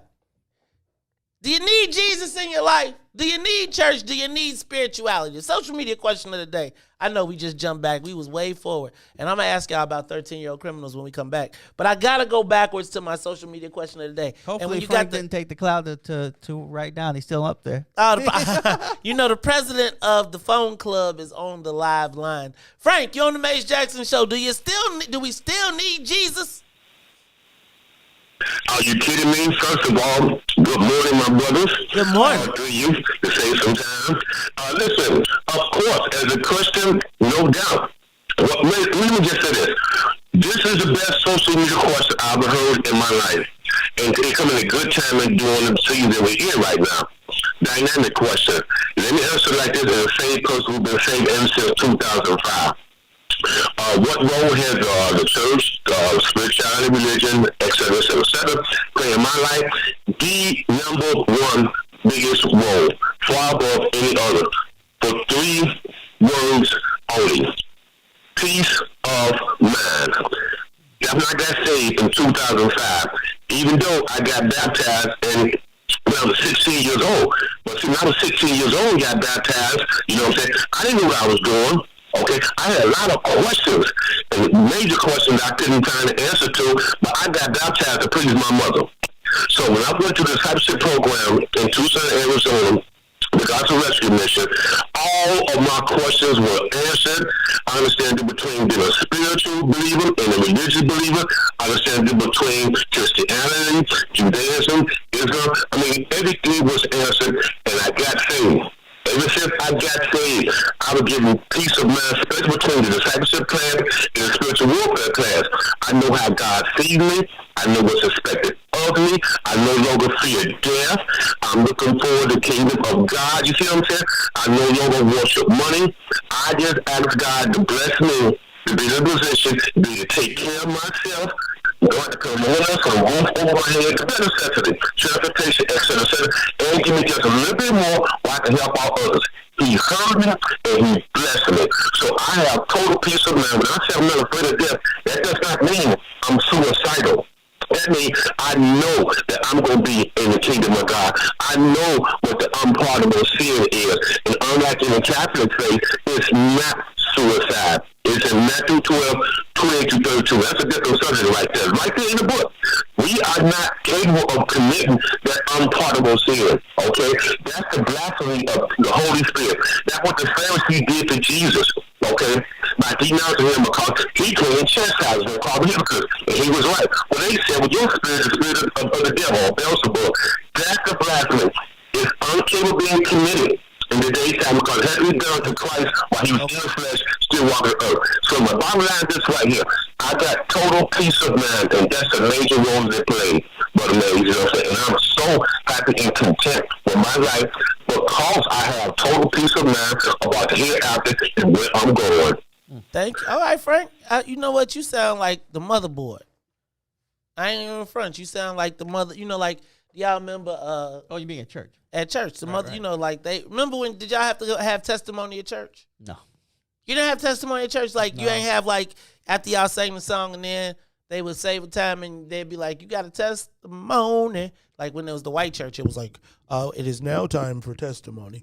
But when it was black church, I got a testimony, and then it was a song, and then you would come up and tell, and people would stand up and tell, like what God had been. God been so good to me this week that He done paid my car note when there was no money for nowhere for it to come. I didn't know how it was gonna happen, and then one day, my baby daddy paid the. No, I'm just playing. But you know where I know testimony from? I know it from Robin and the Seven Hoods. It was a Rat Pack movie. Oh, I know that. So other than that, I wouldn't know. Do we still need Jesus? Do we still need? And do we still need spirituality in our lives? It seems to me that it is not when you talk about church, it has lost its positive connotation in a lot of cases to me in the black community. Like, I think that I told you, when I see the bishop hat with the ponytail, got a problem.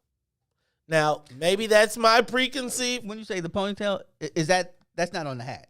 No, the ponytail is the bishop got a ponytail, and he got a bishop hat with a ponytail in the back. I see a problem. But I also feel like for all of my disdain is a bad word, all of my criticism of the church, I do believe that we need spirituality in our lives. And I feel like black folks, so with Christianity, or with the church that as we know it and there was a level of uniformity, right? That you could kind of mobilize around. And then it also became an organization. And so the church was more than just a spiritual place. It was a hub. Now, really, most of the time it's because that was the only place that the white dude thought that he could, I get all of that. The church, like you saw 12 Years a Slave and all that, where they used the pastor to be like, be good slaves and write all that stuff. And then, but anyway, I do feel like there is a level of disrespect of the child. I know I participated in it in some kind of ways because you know, you done seen all the extracurricular activities. You know, when they be on Instagram naked, you be like, dog. When you got a Lamborghini truck, you still be like, dog. But I gotta say that I feel like black folks need something to believe in. And I'm concerned that our lack of any spiritual grounding makes us that much more susceptible to Lil Nas X type activities. Now, here's what I mean. I feel like we know that it is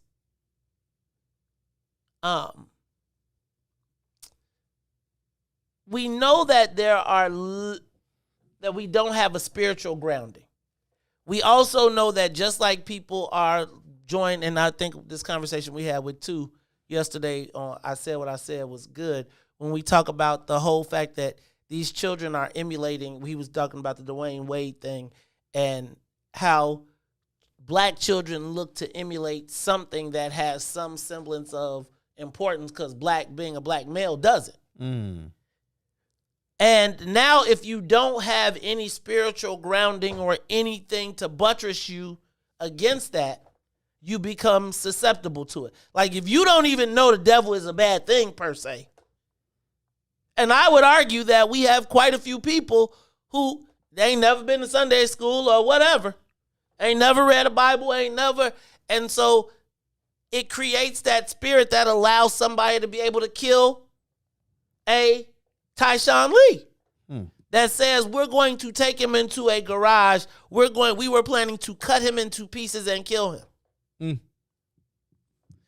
Those are things that we say black people don't do. Used to say black people don't do.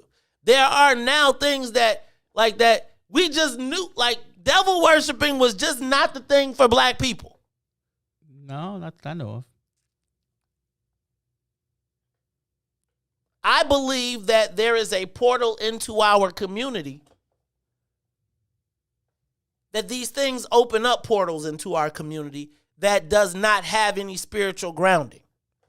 So again, it's one thing to say, and I would argue that we don't have a spiritual grounding, we don't have an economic grounding, we don't have educational grounding. So having none of these groundings allows you to be that much more susceptible to things. We don't have the antibodies in our bodies to resist some of these things that are being put into our community for our young people specifically. I think the counter, as I call it, the counterculture or the subculture. Usually, I think I call it the subculture. Subculture has been pushing for decades that you make up your own rules. It's all about you. It revolves around you. But I feel like we don't have nothing in common. Like, I feel like at least with the church, I'm not, and I know I'm critical of, I've been super critical. But I feel like even with the church,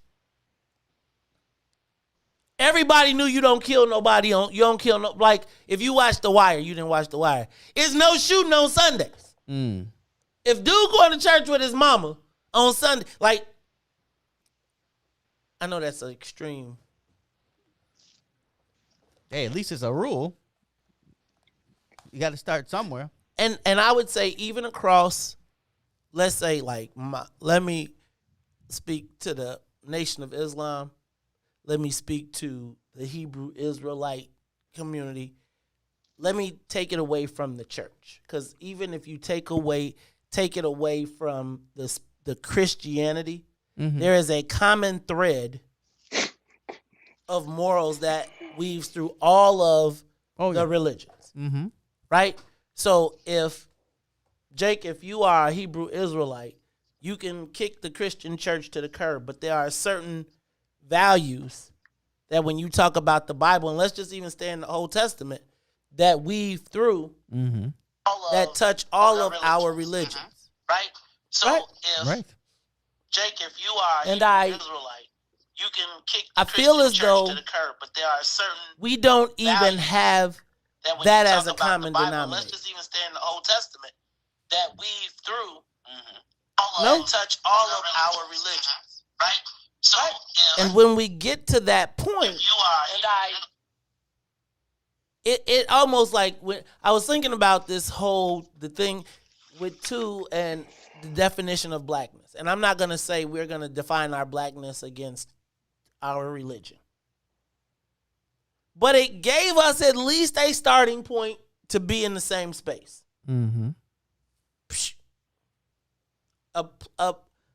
Where a group of black people of one accord. Hold on. Y'all hear echo? Hold on. We got a guest coming, so give us a second. You need to just mute. All right.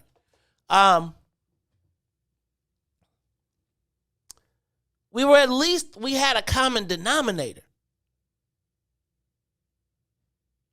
And I don't feel like now I don't know where you weave people to, the common denominator may become through politics, but that's not wrapped around us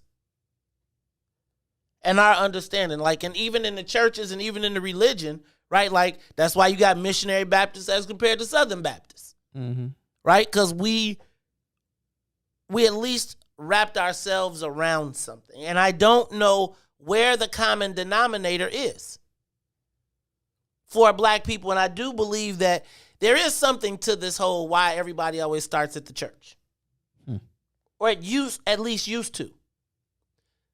And I just don't know if black people have the antibodies anymore spiritually to resist these incoming Nas X's. Like, I knew as a kid, like, oh yeah, no, nope, that's not for me.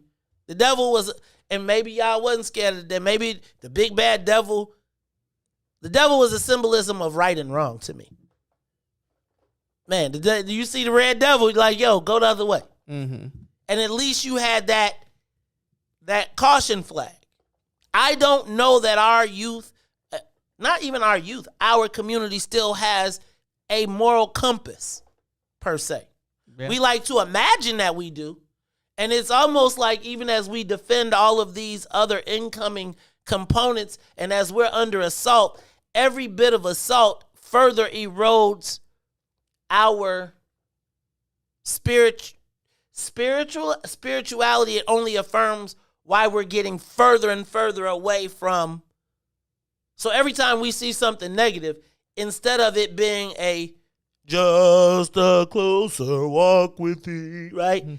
it furthers us away from what would hold us together. I would agree with Chu on. I think capitalism has a lot to do with this. We become such a we got to get money society that it's more you got to get money and it doesn't matter how you get it. But that's embodied in the church, right? And I feel like for us, that's why I got a problem with a pastor with a Lamborghini, a black pastor with a Lamborghini truck. Because you're only reaffirming materialism. Like, yes, you can go get it, but the pastor should not be the richest person at the church. I'm sorry. Right. The pastor should not be the richest person at the church. The pastor should be out doing stuff. Now, I'm not saying you can't live nice, you can't enjoy, you can't participate, and you can't live at the level but the pastor can't be something doesn't.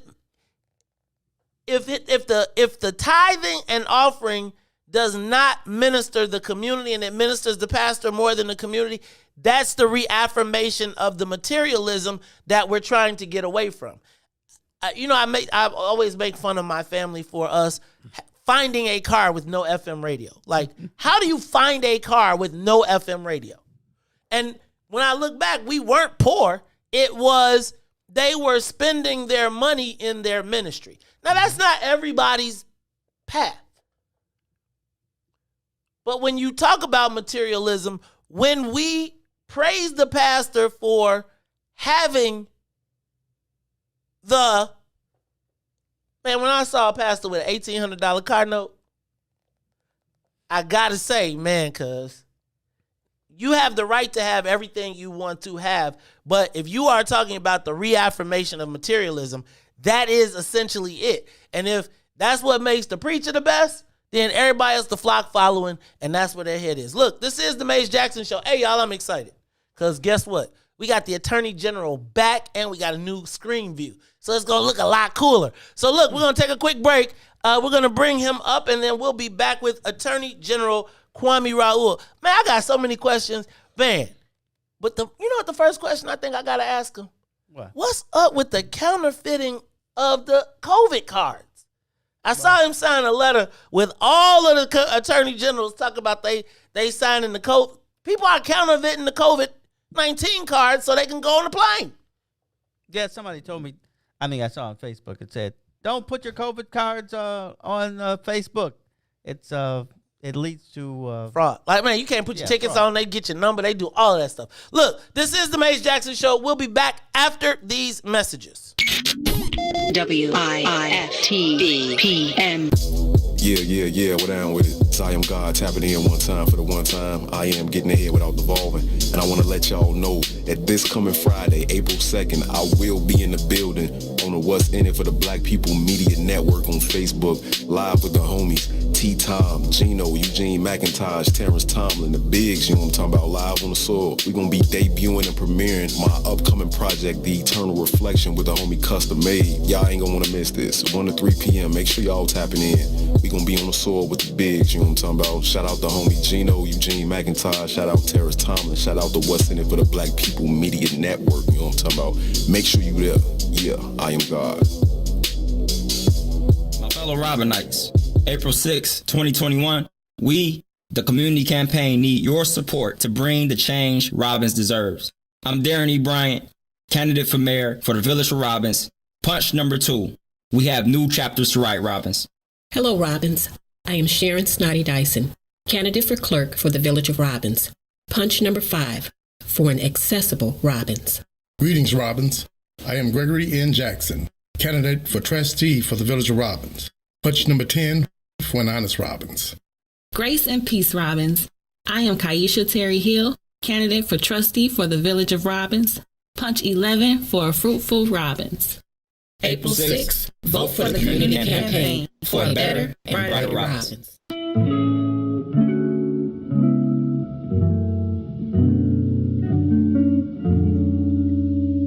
Loving you has always been easy because it's true.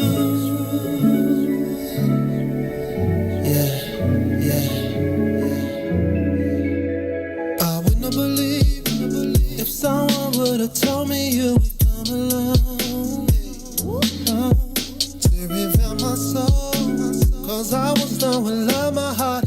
You are tuned in to the Mace Jackson Show. I'm your host, Mace Jackson. Got my co-host, Todd Stroger. Ruthie Moore still in the wild jungles. She came outside. She got off the plane, put her hand in the air, and like, yeah, it's too cold. Too cold. I'm going back.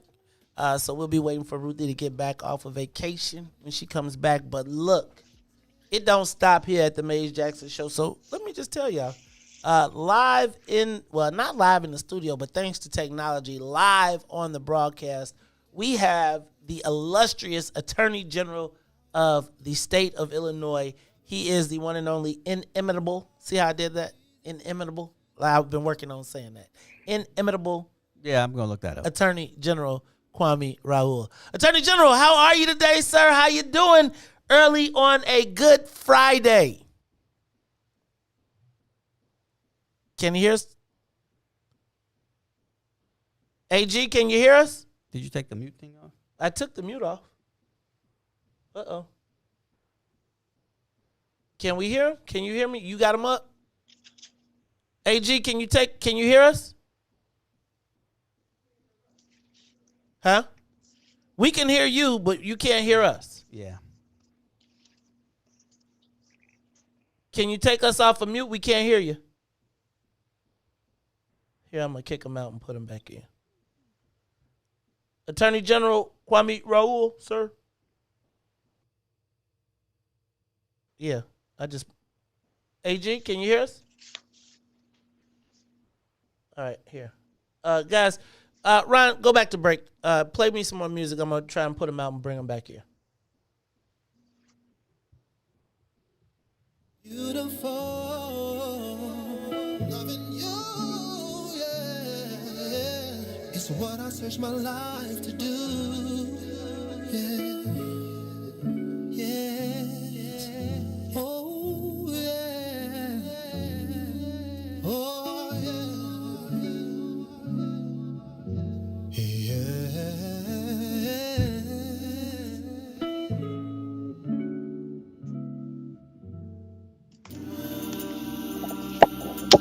Baby, I mean, I Can know you that hear? you're here with me and everything, but since you just left a few hours ago, I've just been going crazy, and I done come to realize one thing.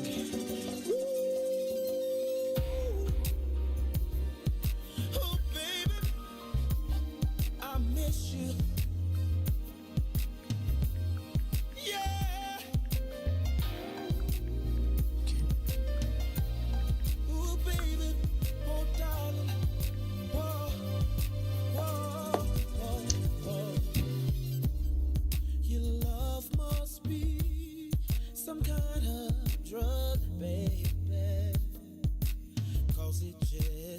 On calling me,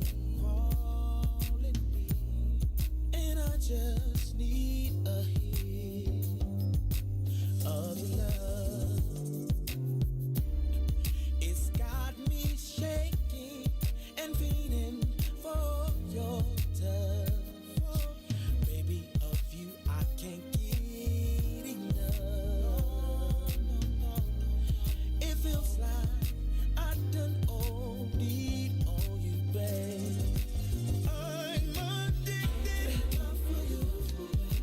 Can't stop loving 'cause I can't get enough of you, babe. 'Cause I'm so addicted to you. This must be love. 'Cause I can't get enough of your loving. I'm so addicted.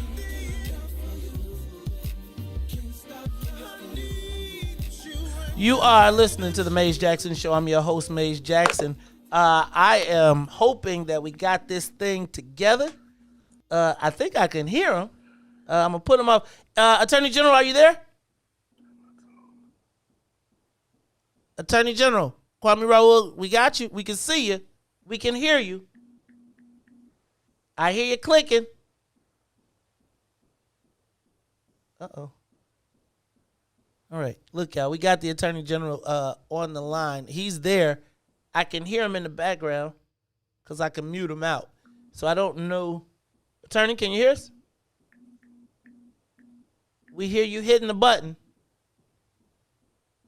So clear. Can you talk? Can you hear us? All right, I'm going to move him back on over. Todd, while we're trying to get the Attorney General on, I am looking. Can you? He's clicking.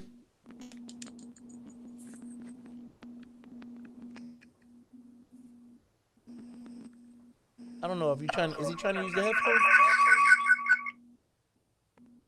Or something. Attorney General? Sounds like we're going to have to increase the Attorney General's budget. We're going to have to get his technology budget bigger. We're going to make him, we're going to have to blow him up a little bit more. But the Attorney General, KWAME RAOUL, while we're trying to get him, because we can definitely hear him, we can hear him clicking. Is there something that I need to do? Let me just check. KWAME RAOUL video chat. Hello, Attorney General? Yeah. Ooh, I can hear you there. Oh. Yeah, I switched to my phone. Okay, cool. Here, we're going to put you, let me flip this around so we can get you straight, and then we'll go right into it. Attorney General KWAME. Oh, hold on.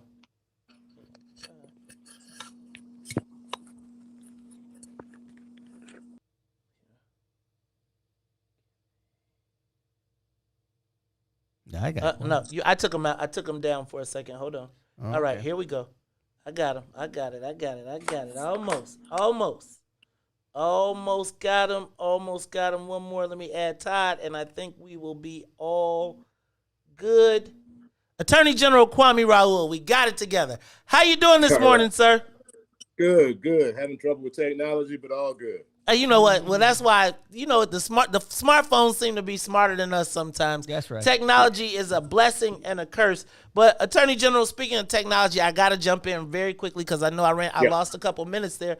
I saw you signed a letter yesterday with attorney generals across the country to stop people from counterfeiting or knocking off their COVID-19 vaccination passes. What's going on with that, first of all? Is this really a thing? Yeah, it is, unfortunately. As you know, we've had a lot of people have their private information compromised with regards to unemployment benefits and things like that. So one of the things we warned about is people posting their, people are happy to get their vaccines and everybody's posting it on social media. So we've warned about that. But in addition to that, some people who may not want to get the vaccine, who are worried about being able to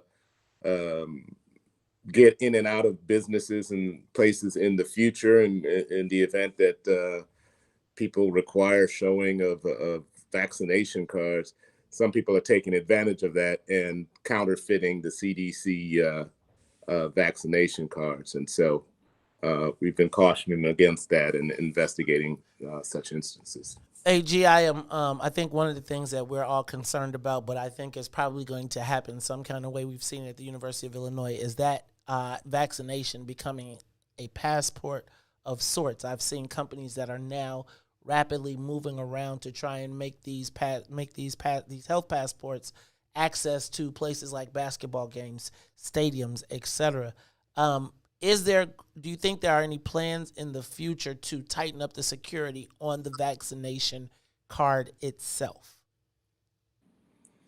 Because it is a handwritten document, quite frankly. Yeah, obviously this is an evolving thing. People, the emphasis was to just get shots in arms, and unfortunately, when you have any sort of disaster, you have some people who take advantage of it one way or the other. And so the emphasis was not on the security of the vaccination cards, but it was just it was a mechanism for people to be able to show that, oh, I got my first shot, I'm coming back for my second shot, and I have evidence of that. And unfortunately, people are taking advantage of that. So with that, we have to evolve with it, right? We never had a pandemic like this, so a lot of the related issues are new territory. We don't even know what the legal landscape is for people requiring, whether it's going to be legal or not, to require people to be vaccinated, be at work sites and other places of business. And so we will evolve with that. Got it.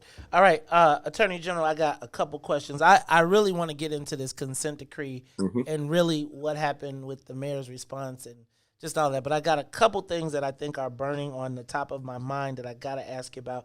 First of all, what are your thoughts on the the Derek Chauvin trial for the murder of George Floyd? What's the best case scenario? What's the worst case scenario? And I know you can't predict, but what needs to happen here to get justice? Well, I think a guilty murder, a guilty on all counts. My friend and colleague Keith Ellison's office is prosecuting the case, and so I haven't had much opportunity to interact with him since the trial has begun, even a week prior, because I was trying to reach him on other issues, and it's been difficult. Mays, I got to tell you, I used to have a real appetite to watch these trials. It's hard. First of all, I'm at work during the day, so I can't really pay attention. But I think even if I had the time, it'd be hard for me to watch and to. I've seen like a lot of recordings, at night of what went on during the day, and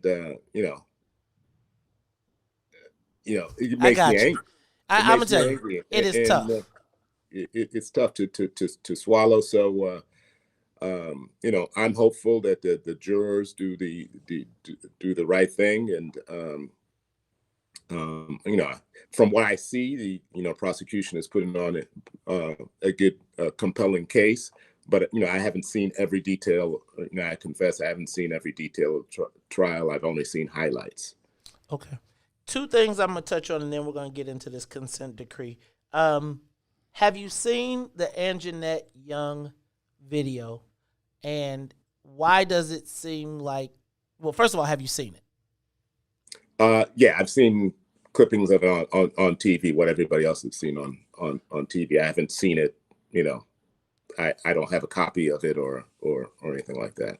Attorney General, why does it seem like she's having a challenge getting justice when we've seen this is the same thing that we saw with Breonna Taylor. We watched this, we heard the screams.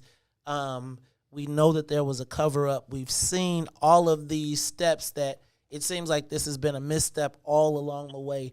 You're an attorney. I don't know what the realm of your jurisdiction is compared to the city, but how do we get Anjanette Young whole again? And I mean, I don't think she can ever be whole again, but I don't think that there's anybody that disputes that she should be taken care of. And why is it that it doesn't seem like she's getting justice from a legal perspective? And can your office help her?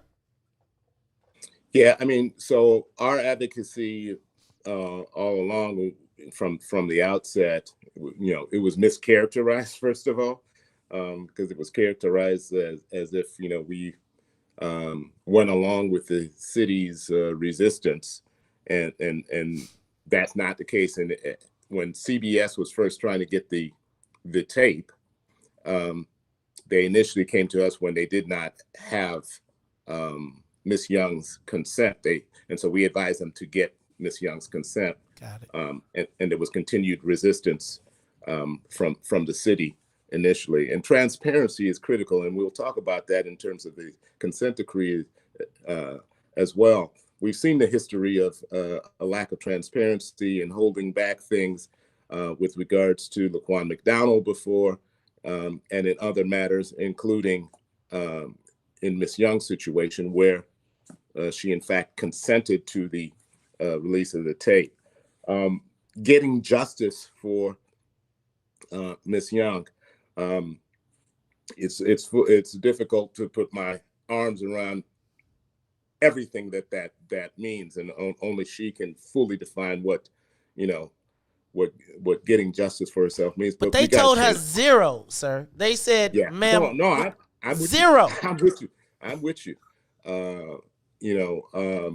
We have aggressively advocated for different policies, not only for Miss Young, but for anybody else that this could happen to with regards to wrong rates. And this was before the revelation of all of this, that we had written a letter with regards to wrong rates, on the heels of Breonna Taylor. And so that's where our office comes in. We don't have original jurisdiction for if there's anything criminal that's associated with that. Not that I'm saying that there is, but where our office comes in is with regards to the consent decree and with regards to our advocacy. Now, with regards to the consent decree, it is said that fell outside the question of wrong rates, was not a subject matter of the consent decree. That's arguable, but notwithstanding that, we are not limited to advocacy on just what are on the four corners of the consent decree, and I won't stop at that point. My man. All right, now let me get to, because you said consent decree, and I gotta get to this. So I called you because I saw that the city had missed most of its deadlines on the consent decree, and when the press talked about it, they also mentioned in that you had told us that as your history has shown us, even with the advocacy as related to the pillars of the Black Caucus, that there has been that this was symbolic of the entrenched problems and practices at CPD. And then you also noted that there had been a challenge with getting compliance and documents from CPD, not the mayor, not anyone else. And I found it interesting because then we also saw that Maggie Hickey actually went a little bit beyond what you did in talking about how they had missed a majority of their deadlines in relation to the consent decree. And many of us would arguably say that for the mayor, part of how she got to this office was her position and utilizing her reform with the police. And it seemed like she tried to spin the fact that they had missed a majority of their deadlines.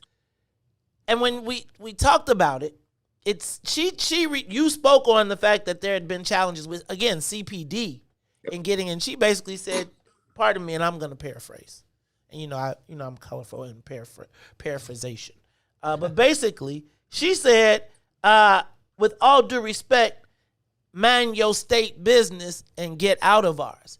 And I find it a challenge for, first of all, someone that was a federal prosecutor, who understands law.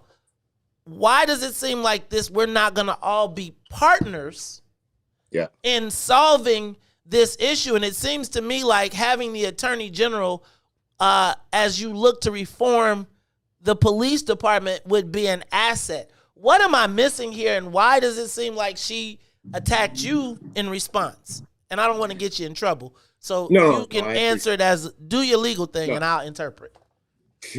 No, I appreciate it. First of all, the legal thing, right? This is not just me just trying to pile on, trying to join an argument that I'm not legally connected to. It is the office of the Attorney General that filed a lawsuit that led to a consent decree in the first place. We would not even have a consent decree if Lisa Madigan had not filed a lawsuit. And when I came in, we continued it to get enforcement of the consent decree. So it is my legal obligation to make comment. I'm not making comment to throw shade at the Chicago Police Department, at the mayor, or anybody else. It is my legal obligation. This is the state's business. This is the state's business. So the deflective comment of saying, oh, you go clean up the state's house, is, I'll just say it's unfortunate. It is important that we try to work collaboratively in this process. And it's a high priority for me. I think it's a high priority for the judge in this case and for the monitor. In the comments that we issued, we complimented the areas where CPD made progress. But where you're missing so many deadlines, and as you put out, this is not just me, the monitor recognized this.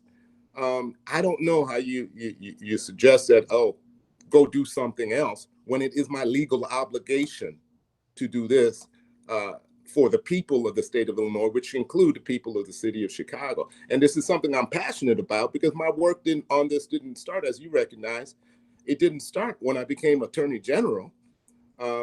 This is something that grows out of passion because of my personal experiences over time. But it first and foremost, and most importantly, it is my legal obligation. We're not chiming in on this just to try to throw shade. And so I'll keep it at that. Probably. Hey man, you're passionate. I understand your passion. We've had passionate conversations in our past as well. So we understand passion very well. I gotta ask you this, Attorney General, and I know this one's probably gonna come a little bit out of left field, but we've seen the mayor position Loretto Hospital as a place of equity, and we see that the city has not necessarily managed the tracking of the vaccines. What happens with Loretto Hospital and the whole argument about equity in the state of Illinois? Yeah, this vaccine, the vaccination process, as I talked about earlier, is one where you want to get shots in arms as fast as possible, particularly in the most vulnerable communities where Black community being top amongst it, where the impact of COVID has taken more lives. the first victim, a known victim of COVID in Illinois, was the sister of somebody I went to college with. You know, and the statistics we've seen since have been damning to the Black community. And so it's ironic that this arises out of the questions arise out of Loretto, although I've heard anecdotally of other institutions. Real talk, it's all of them. I ain't gonna even lie. Like honestly, the vaccine, sir, has become a commodity to be brokered and trade. And can I be honest, with the goal of getting shots in arms, I really just wish they would have said, yeah, we had a list. Because I think that the fact of the matter is, if they would have just said we had a list, everybody gets that there is a goal. And a lot of our elected officials are on the front lines. Our judges, they got to be in these cases, et cetera. So I don't think that's the problem. But do you think they'll be able to maintain their trust in the community? And can we, I don't know if I can ask you this, but it seems like every time the mayor tells us a story about what's going to happen or not going to happen, there seems to be an email that conflicts with that. Can we trust all the parties involved in this? Yeah, I don't know. But I gotta try. Man. Let me say this: Loretto Hospital. I have a weird connection to Loretto Hospital. Loretto Hospital is the hospital that my father came to. My father was, as you know, a physician, and he came to Chicago the first time. Had an interview with Loretto Hospital in 1960, and the sister running the hospital walked by him about 3 times because she expected a different face to match up with the CV. Since then, the personnel and the people running Loretto Hospital have changed, and Loretto Hospital does offer good service to a community that is in need. And I know some people who are involved in the stewardship of Loretto Hospital. Certainly, this vaccination problem is bad, and as you recognize, it's not isolated to Loretto Hospital. Fix it. Let's fix it. But let's fix it in a way where we make sure we're not damaging the community that's supposed to be served by those vaccinations. And I don't know the details as to how they've adjusted since, to make sure that West Side community continues to be served and is getting the access to vaccine. But we just need to get shots in arms. And at this point, there's an inconsistency with what stage the city is versus. Yeah, what's up with that? Can I ask you though, what's up with that? Like, why does it seem like there is a dispute between the city and the state on putting more shots in the arms? It seems like a contest. Well, you know what kind of contest. I don't want to make any implications. But there seems to be a contest going on between the city and the state over these vaccines, even though the city is really leading the surge that is recurring. What's the problem? Yeah, I am not in Dr. Awadi's office, and I'm not a doctor. I'm not a healthcare professional. I was the son of one. I'm married to one. I'm the brother of one. My sister's a what they be saying. But yeah, it does strike me as odd. I don't know of any other state that has this sort of disparity between the policy for the entire state and the policy for the state's biggest city. I could be wrong on that. It's odd to me, that we seem to have a spike amongst the young people within the city and within the state at large. And quite frankly, and again, I'm not a public health professional, but I would think there'd be a priority in getting the shots in those arms.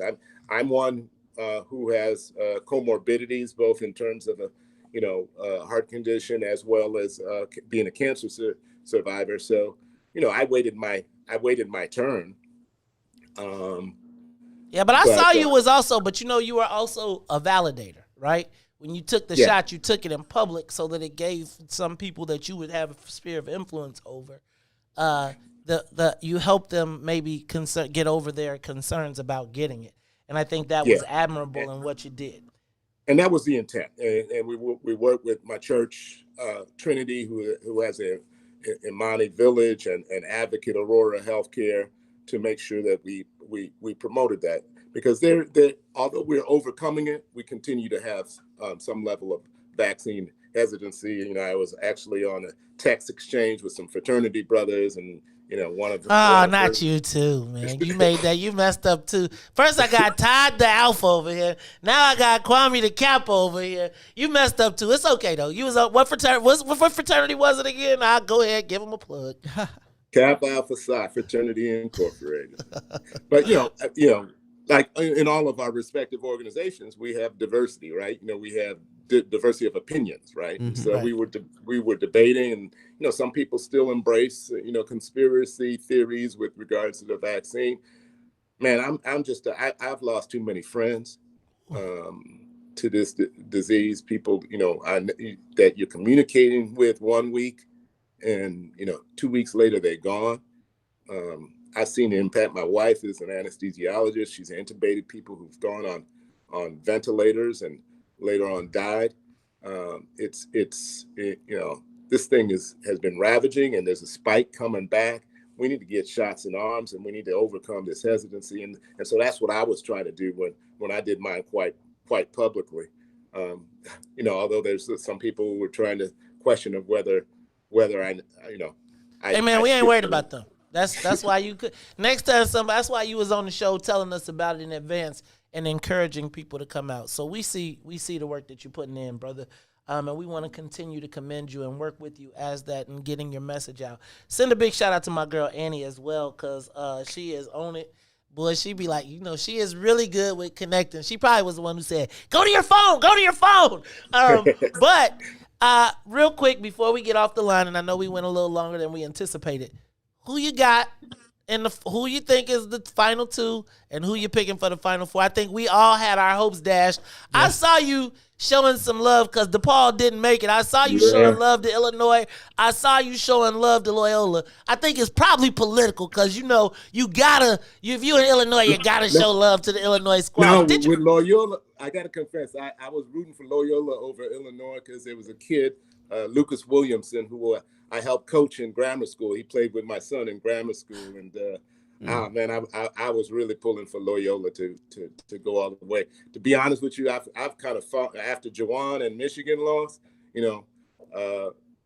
I've fallen off of really paying attention. I assume Gonzaga is going to win it all, but I don't even know what the matchups are. I'm taking Baylor.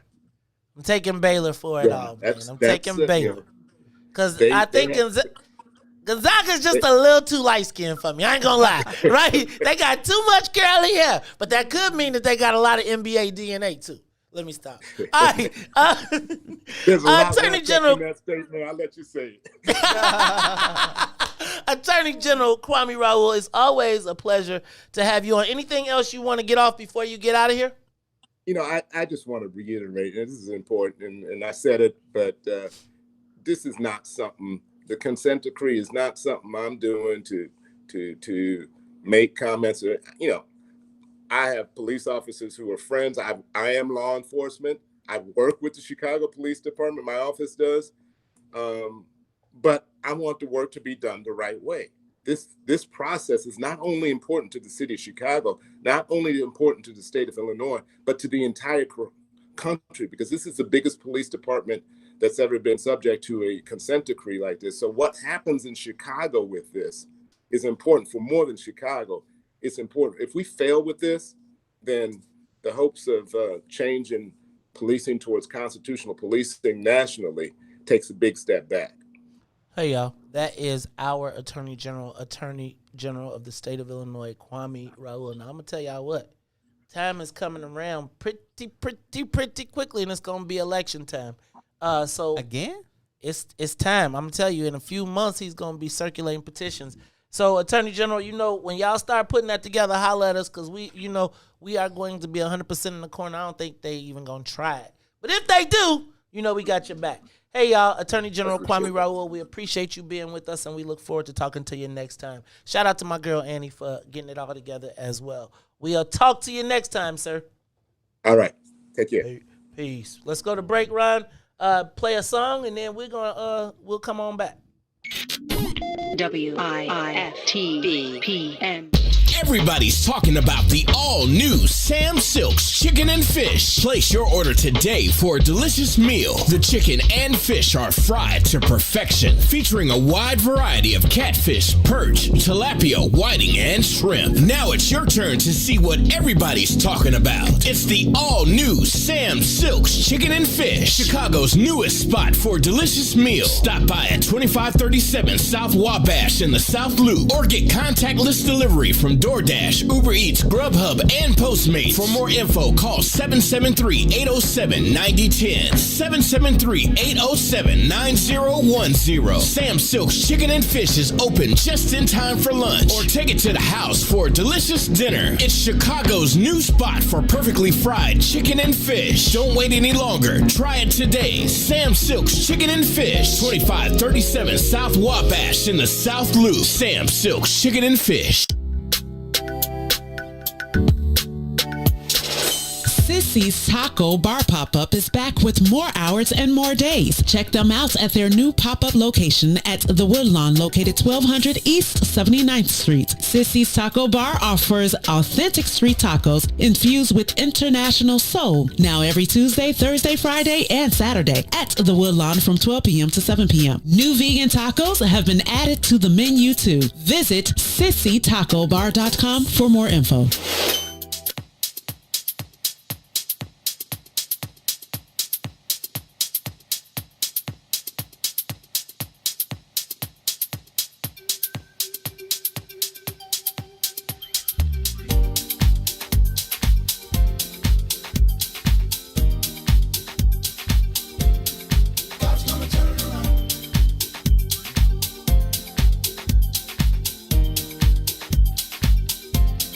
God's gonna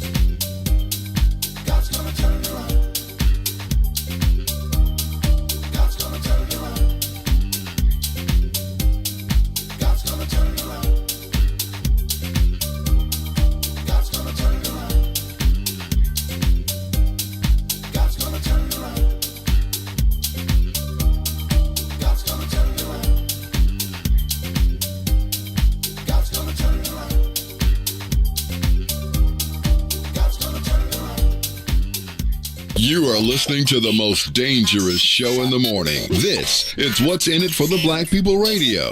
Maze Jackson. Maze Jackson, the most vociferous advocate for black people in the world. For Ruthie Moore, for Todd Stroger, I am the host of the Maze Jackson Show, asking every single day, what's in it for the black people? And if you don't like it, you can still tell them Maze said, Mayor Lightfoot, man, we ain't accepting that. We ain't accepting that. Let's go. Yeah. Let's get down to business and go ahead and address the facts, man. Lightfoot seems more lesbian than black. Mama Manuel was another case. He was just as tired. 50 closed schools left much to be desired. Police had Anjanette naked on that body cam. They suppressed the footage so it couldn't touch a lot of hands. Reminds me of that 16 shots in that cover-up. Both of them similar, so I went and dug it up. George Floyd killed, a lot of riots happened in the town. Southside burned and they wouldn't let them bridges down. Grandmother sick, need a prescription and plus a couple groceries. You gon' have to travel just to get it now. COVID-19 out here shutting all the business down. Not enough SBA loans to even give around. So many failed businesses that you could put them in the pile. If you don't survive the pandemic, it's gon' sit you down. We sing, dance, play ball, entertain, and crack jokes. Government infested black neighborhoods with crack smoke. System that milked us so bad, we got lactose. Still trying to find out what's in it for us black folks. We sing, dance, play ball, entertain, and crack jokes. Government infested black neighborhoods with crack smoke. System that milked us so bad, we got lactose. Still trying to find out what's in it for us black folks. Shout out to Willie Wilson, hope one day you get to send it. We need some different players in the game to handle business. Too many shady characters like Madigan and Blago. But when you really break it down, it's typical Chicago. City full of gangsters, it's what the land was built on. Same streets with hood legends, DNA get spilled on. Carjackers out here lurking, trying to get they steal on. Looking for a block to put them Hellcat wheels on. Let us give bogus appraisals a red line. Car crackers out here getting minimal fair time. And I'm concealed carry, I stay with the pipe. But Illinois gun laws giving minimal rights. Stay up on the swivel, make sure I'm moving tight. Check all of my mirrors when I pull up to the light. Pick my homie up from out of town, man, he caught a flight. He was hella nervous, told him, shorty, this a way of life. We sing, dance, play ball, entertain, and crack jokes. Government infested black neighborhoods with crack smoke. System that milked us so bad, we got lactose. Still trying to find out what's in it for us black folks. We sing, dance, play ball, entertain, and crack jokes. Government infested black neighborhoods with crack smoke. System that milked us so bad, we got lactose. Still trying to find out what's in it for us black folks.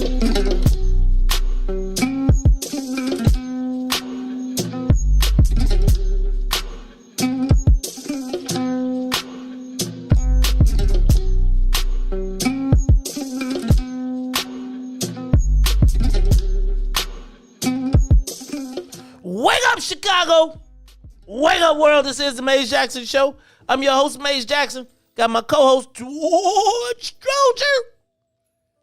We're a little bit behind because we went a little bit over. But you know, I was thinking we're gonna have to play God's Gonna Turn It Around again today, because that is the Easter song. That's my new Easter song. God's Gonna Turn It Around. That was the dope mix, man. I'll be driving with that one in the car, and it's like, you gotta hear the bass line, because it's so much nuance to that song. It's like there's so many it goes, that slide on the bass, dun dun dun dun dun dun dun dun dun dun dun dun dun. It's like they got a bunch of breakdowns in it, and it goes. It's almost like the Humpty dances in it. It's a whole bunch. What I was thinking. It's a whole bunch in that version of the song. They got about 20 versions of God's Gonna Turn It Around. Right? It was like 20 versions of it. But he was like, glory to Gethsemane, so Gethsemane was the garden, right? Right. The garden where the Roman soldiers came. Right. Right? Was that where Peter got he chopped off dude's ear? Right, because Peter was supposed to keep and watch. Peter fell asleep. He's supposed to be watching the Lord as he went to pray. The Lord said, man, you can't, I'm about to die here, and you keep going to sleep. It's like, dog, you had us drinking wine, eating. I got the itis. Right. Look, Jesus got mad. He was frustrated. Then, because Peter woke up late, then he gonna cut somebody's ear off. You know how somebody, once they do it, they messed up, then they try to overreact. Right. So that's Gethsemane. That's the garden. Gethsemane got so we probably at the Pontius Pilate already washed his hands. Jesus has probably got the cross on his back. as people are throwing stuff, and he is he is trying to get the cross up the hill. Roman soldiers they ain't made the crown of thorns yet. No, probably not. No, he's still probably putting the cross together. Got a long drag to get to Golgotha. Golgotha to Gethsemane to the grave, right? Then you got to go up on the grave. You got to get put up there today. Then the sky got to get dark. You got to say, it is finished. Father, forgive them, for they know not what they do. Then you got to get finished. You got to get all this done today, because by Sunday, they got the road to rock and he got to be gone. That's it. That's the story of Easter. And that's the story of glory to Gethsemane, Golgotha to the grave, from the grave back to glory. That's the Easter song. Mm-hmm. See how I did that for y'all? Okay. Todd. Watch Cool Hand Luke. Did you man, you know what? One of my favorite movies comes on. This Moses. Your name be struck from the name. You know, this is Moses. Not the Ten Commandments time? Yes, it is. 10 Commandments comes on Easter. Yes, it is. Channel 7. Yes, it is. Yes, it is. It's not an Easter movie, though. It is. It's about the Passover. No, it's yes, not. It is. Passover is in the movie, but it's not about the Passover. It's how we got the Passover. Jake, will you tell him? Oh, yeah. It's how we... Sorry. It is how we... You're right. It's how we got the Passover, but I still don't see how that makes it Easter. Oh, look at it. He's going out there and washing his hands and spraying. That's right. You're supposed to spray something that can't live in the air. Okay. There you go. All right. Woo! That's my normal, just regular old being sick all the time. All right. Woo! Gotta keep the microphone close, man. Hey, I don't blame you. All right. All right, man. Did y'all see Roy Williams? Do you know who Roy Williams is? Of course I know Roy Williams is the coach of the North Carolina UNC Tar Heels. He played there under Dean Smith, who was the dean of college basketball. Did he play under Dean Smith? I thought he did. Or did he coach under Dean Smith? He did coach. He coached. I don't know. You know, white guys don't even play. So half the white coaches. I'm not saying he didn't play. I'm just thinking their age might not have allowed it. Okay. Yeah. Well, here's what we do know. He quit, retired, 33 years in the game, 33 and 3 national championships. That's a pretty big career. That's a pretty gang. 3 national championships. He had a good career. Yes. He was at Kansas, another, powerhouse. Powerhouse, boo. When he left Kansas to go to North Carolina, that began the demise of Illinois basketball. No, that's Bill Self. Bill Self left. Oh, you're right. Okay, right. Xavier. That allows, man, I've been in Illinois longer than you've been alive. But that allows Bill Self to leave Illinois. Yes, and exactly. Get to Kansas, and go to Kansas where he so they both got to go to their alma maters. And Bill Self had just built the powerhouse. How come we ain't got no Illinois people who do that? We need some Illinois guys. Because who's the Illinois coach? We don't have no coaches. We don't have a coach tree. I guess you're right. Who's the the closest to that would have probably been like Sonny Cox having a coaching. Like, we don't have a coaching, but we don't have that at a college level. Right. Right. So that sucks. But Roy Williams left because people rumored because of the transfer portal. And in case you don't know what the transfer portal is, there used to be a time where if you left a school, then you had to sit out a year, and then you could play after a year, so it would discourage people because you'd lose a year of eligibility. Right. Well, now you can enter into, as we have gotten more and more freedom. Whatever that means. Well, I think that there's a whole thing as the NCAA tries to figure out what they can do to stop from paying these players. They try to keep piecemeal and stuff out there. Yeah, but that rule, as I saw, that rule was there to try to stop what's happening in the NBA. They wanted you to be a student athlete and not try to chase a championship of any type. So I'm leaving because you guys ain't winning. So here's this is what I was getting to. So what I called this moment was this title. This was, what will we do with our freedom? What will we do with our freedom? And I would say that North Carolina in basketball had a storied career that if you were to play basketball could be considered an aspirational school. Right? Yes. So where Michael Jordan, James Worthy, North Carolina has a history. Yes. Just like Duke, but better.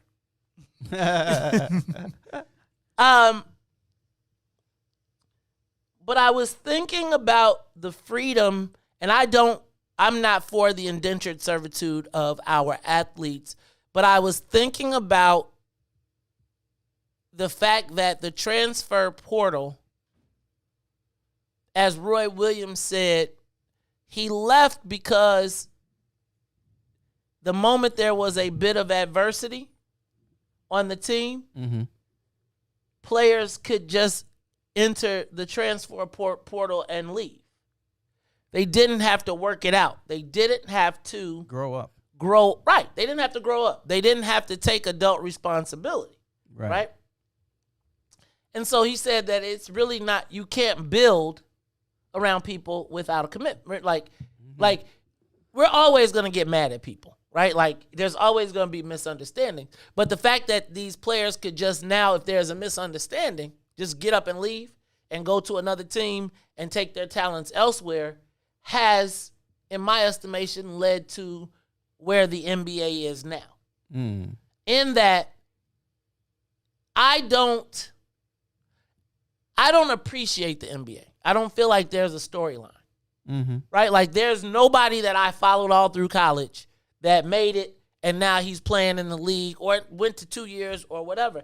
And I want to know what happens when we get our freedom. Because think about, you now have the freedom to leave whenever you want to. But is there anything for the stick-to-itiveness of it? Right? Like, so what happens to the people who jump in the transfer portal, think that they have a way higher value than they do, and then get stuck? Or never make it to the league? Yeah, well. And now you've lost, one, that education, because you wasted the education, and you now don't have a marketable skill that you can put into the marketplace. And I was thinking about, oh yeah, who's still on hold? Somebody's on hold? I got calls on hold? Huh? Okay. Vicky, hold on. We're going to take your call in a minute. Shoot, I need to take a call now because it cost me about a second. But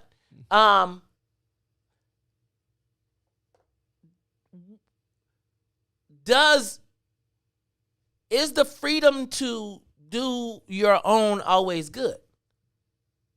Like, I was just thinking about how many players have entered the portal because they had an attitude with the coach, or the coach told them to do something that they didn't really feel like they wanted to do. I don't know. And what does that do to you? Like, where is the... See, I do think that there is a value to experience, right? Like, if you've never had to overcome anything, then when it comes in front of you, you don't know how to deal with it. And when there's nobody to coach you through it, right? When you don't have the coach, when you don't have somebody that's like, oh, let me walk you through it, and you've never had that experience, then you kind of get stuck.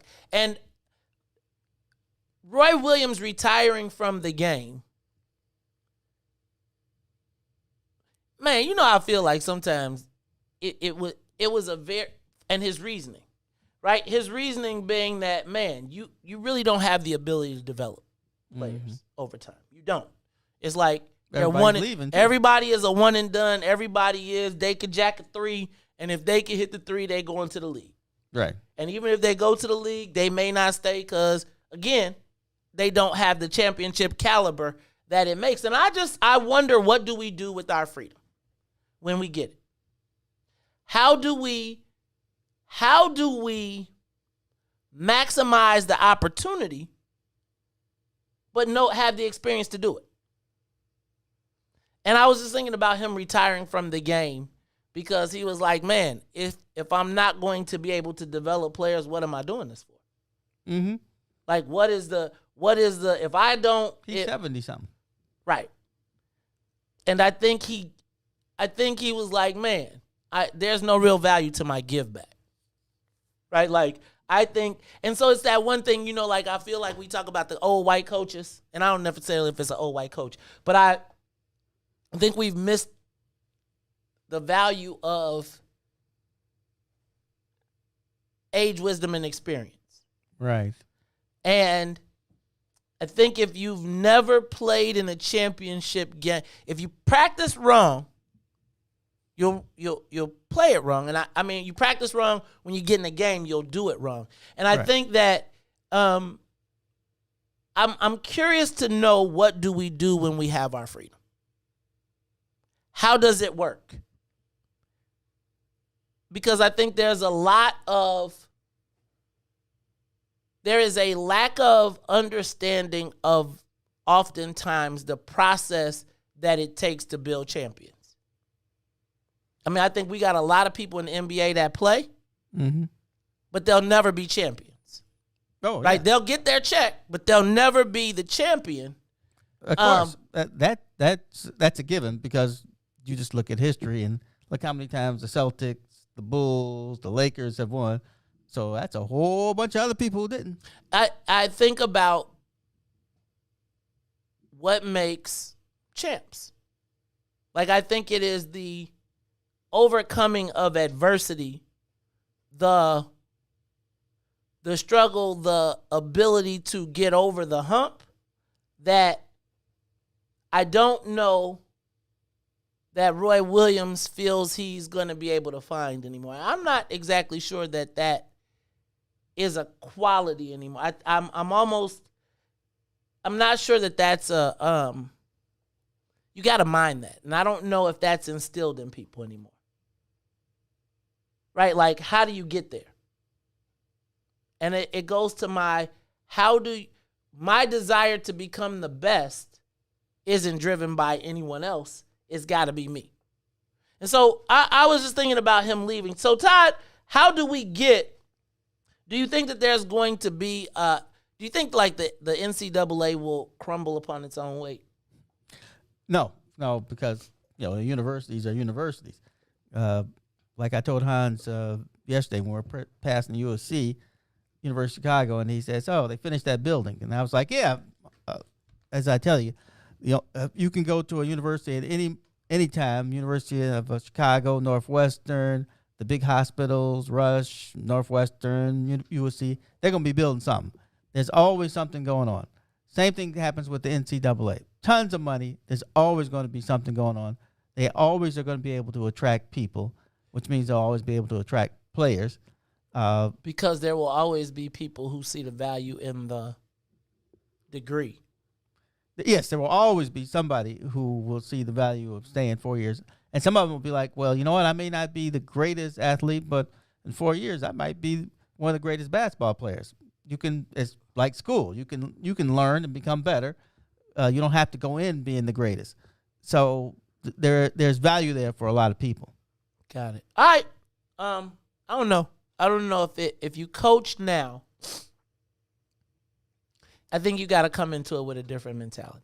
I don't think that you coach anymore I think you coach for one and dones. I don't think you coach. I think you have to build around self. Like I think that probably John Calipari's got it right. Like, in today's society, I don't know that I won't say he doesn't have it right. I think he's adapted to what. Yeah, he's adapted. Adapted to get the best players. But as you see in that commercial, only 2% of any athlete in the NCAA is going to play professionally. So his 12 players, so he's taken 12 players and maybe 5 of them, because, he's had some good numbers, right, might actually play in the league at any moment. But, there's 300 So I think that his thing has to, but I think that Calipari has come to the recognition that he's not necessarily vested in the players. He's invested in the championship. Right. And winning the national championship is everything. Winning the championship is everything, not the players. Like, you can do what you do. But while I need you in this space, and I think that there's the coaches that build teams like that, and there's the coaches that build team. And I think John Calipari is building the team of the 90s, while Roy of building over years is probably not the best for his sanity. And there's some fallacy to what Calipari does, because what he does is he gets, a certain amount of the top McDonald's 100, right? Right. So then you put them all on the court. So they're all talented in some fashion, right? But everybody isn't at the same level. And they're not all, some of them are role players to make the other guy get to the league, and they don't understand it. And so they be like, man, So right. I think what I saw with Roy Williams was Roy Williams said, my style of coaching is investment. I think John Calipari's is transactional, right? Which is like, yo, you use me, I'm gonna use you. Like, it ain't no hard feelings. It's just what it is. It is what and it I is. think if you came into the game under the Roy Williams Act, right, then this is a difficult world for you to understand. If you came into it and you came under the Calipari Act, then it's not hard for you to understand it's transactional, and you don't really, like, once you leave my purview, I really don't care what your existence is. There's a reason why people like my age love John Thompson and John Chaney, because they brought you in, and you may be a great player or have great talent, but they were going to try to make you a great man too. Bam. It's the Maze Jackson Show. We'll be back. WIIFTBPM. WIIFTBP. Media's just for you and me. WIIFTBP. Media's just for you and me.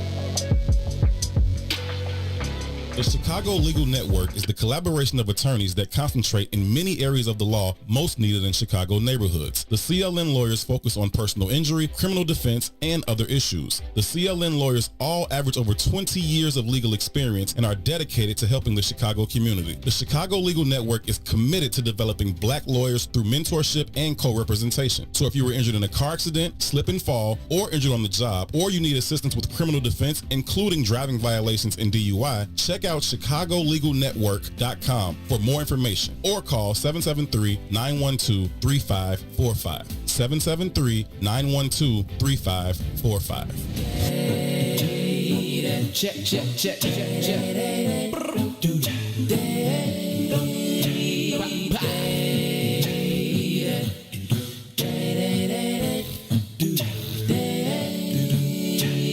Oh, please, don't you rock my boat, 'cause I don't want my boat to be right. Oh, please, don't you rock my boat. Oh, no, 'cause I don't want my boat to be right. I'm telling you just,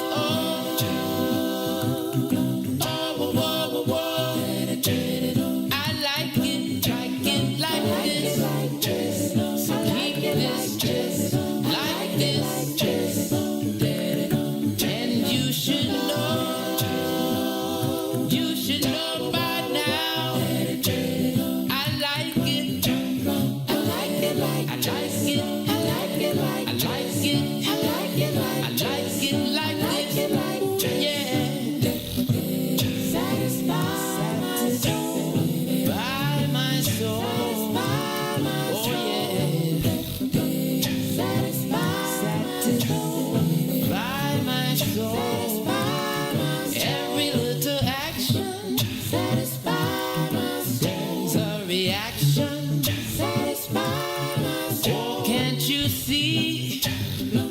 what you done for me.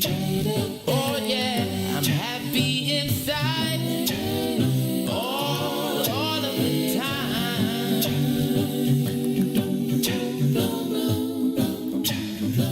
When we're bending new corners, I feel like a sweet sex winner. When I meet you around the corner, you make me feel like a sweet steak winner.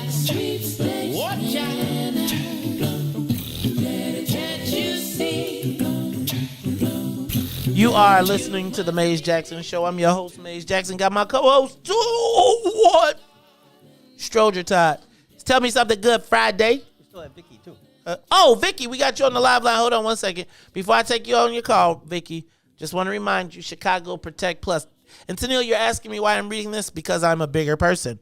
Roseland Plus Washington Heights welcomes the COVID-19 vaccine. If you are 18 years or older and live in Roseland and Washington Heights, you are now eligible to get your COVID-19 vaccine. No ID and no health insurance are required. They put that in bold. It's at the Woodson Regional Library, located at 9525 South Halsted Street in Chicago, Illinois, 60628. First dose appointments are available Friday and Saturday through April 10th or while vaccine supply lasts. COVID-19 vaccines are safe, effective, and offered at no cost. Now an appointment is required. No walk-ins accepted. To schedule your appointment in English, call 773-219-2430. And to see it in Espanol, 773-224-4421. 773-244-4421. This is a product of Protect Chicago Plus, sponsored by University of Chicago. Who is this again? Let me read this. TGA Health and the Christian Community Health Center. Yes, Mr. Packer. Brian Packer is working this project. And, you know, Brian's always been a supportive brother. You know, he does a lot of the ComEd stuff as well. You know, we try to be supportive. Shout out to my man, Freddie Baez over at Flowers Communications. Shout out to my girl, Jackie Grammer over at Flowers Communications. And Tennille, who's our good friend? Thank him. I want to thank everybody. Shout out to my girl, Barbara Thompson over at Flowers Communications, too. Right? All right, y'all.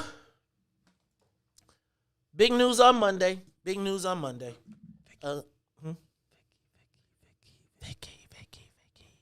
Let's take Vicky on the phone. Call. Vicky, you're on the Maze Jackson Show. How are you, darling? Hey, Vicky.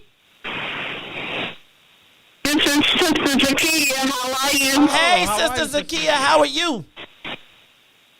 Well, you know, I'm a little discouraged with you today, Maze. I don't know if it's my fault or your fault. I didn't really hear you say I'm opening up the lines, but I know I've been waiting a long, long time. I thank God for the speakerphone. And I wanted to know if you were taking calls, because I wanted to ask Attorney General KWAME RAOUL a question. As you know, myself and other sisters led a campaign after our sister Antoinette Young was insulted by all of those policemen, those 12 policemen. We wrote Attorney General KWAME RAOUL a letter. And I want to ask him, why didn't he respond to our request for a formal investigation by his department? And we requested that he look into the human rights violations that were threatening and intimidating and misuse of force by those police officers. All of that, you know, we wanted to know about it. He never responded. His office never responded. And this is what I have noticed over the years about Attorney General KWAME RAOUL. He has to be pushed. When it's a high-profile crime involving black people, injustice against black people, he has to be pushed out there to make a move. He has to be pushed. And the women are going to remember him in this next campaign, how he did case. I just want him to know that. Thank you, Sister Zakia. So let me back up. I wish I would have known that because I definitely would have asked him. And I will reach out to him about that letter and get him to get you a response. If you, Sister Zakia, and also Sister Zakia, it said Vicky on the line. So because it said Vicky and sometimes the computer messes it up, if we would have seen Sister Zakia, that's why you've been on hold. I would have paused and froze the call and been like, excuse me, Attorney General, but Sister Zakia has a question. Because I would have did that. But thank you, Sister Zakia, and I appreciate your support because I know you probably came in off your TuneIn app to come on over here and whoop on us. Thank you very much, Sister Zakia. All right, y'all, it's time for wah, wah, wah, wah, wah. Tell me something good. Hey, you know, Friday. you might want to go do this, like, I don't know, some other time or not at all, but Father Flicker released a press release saying that the Cardinal said, don't go back out until this is over. And he said, okay. Okay. So he's not going to be doing his continuing his work that he was going to do independently? Nope. That's how I read it. Where you get that press release from?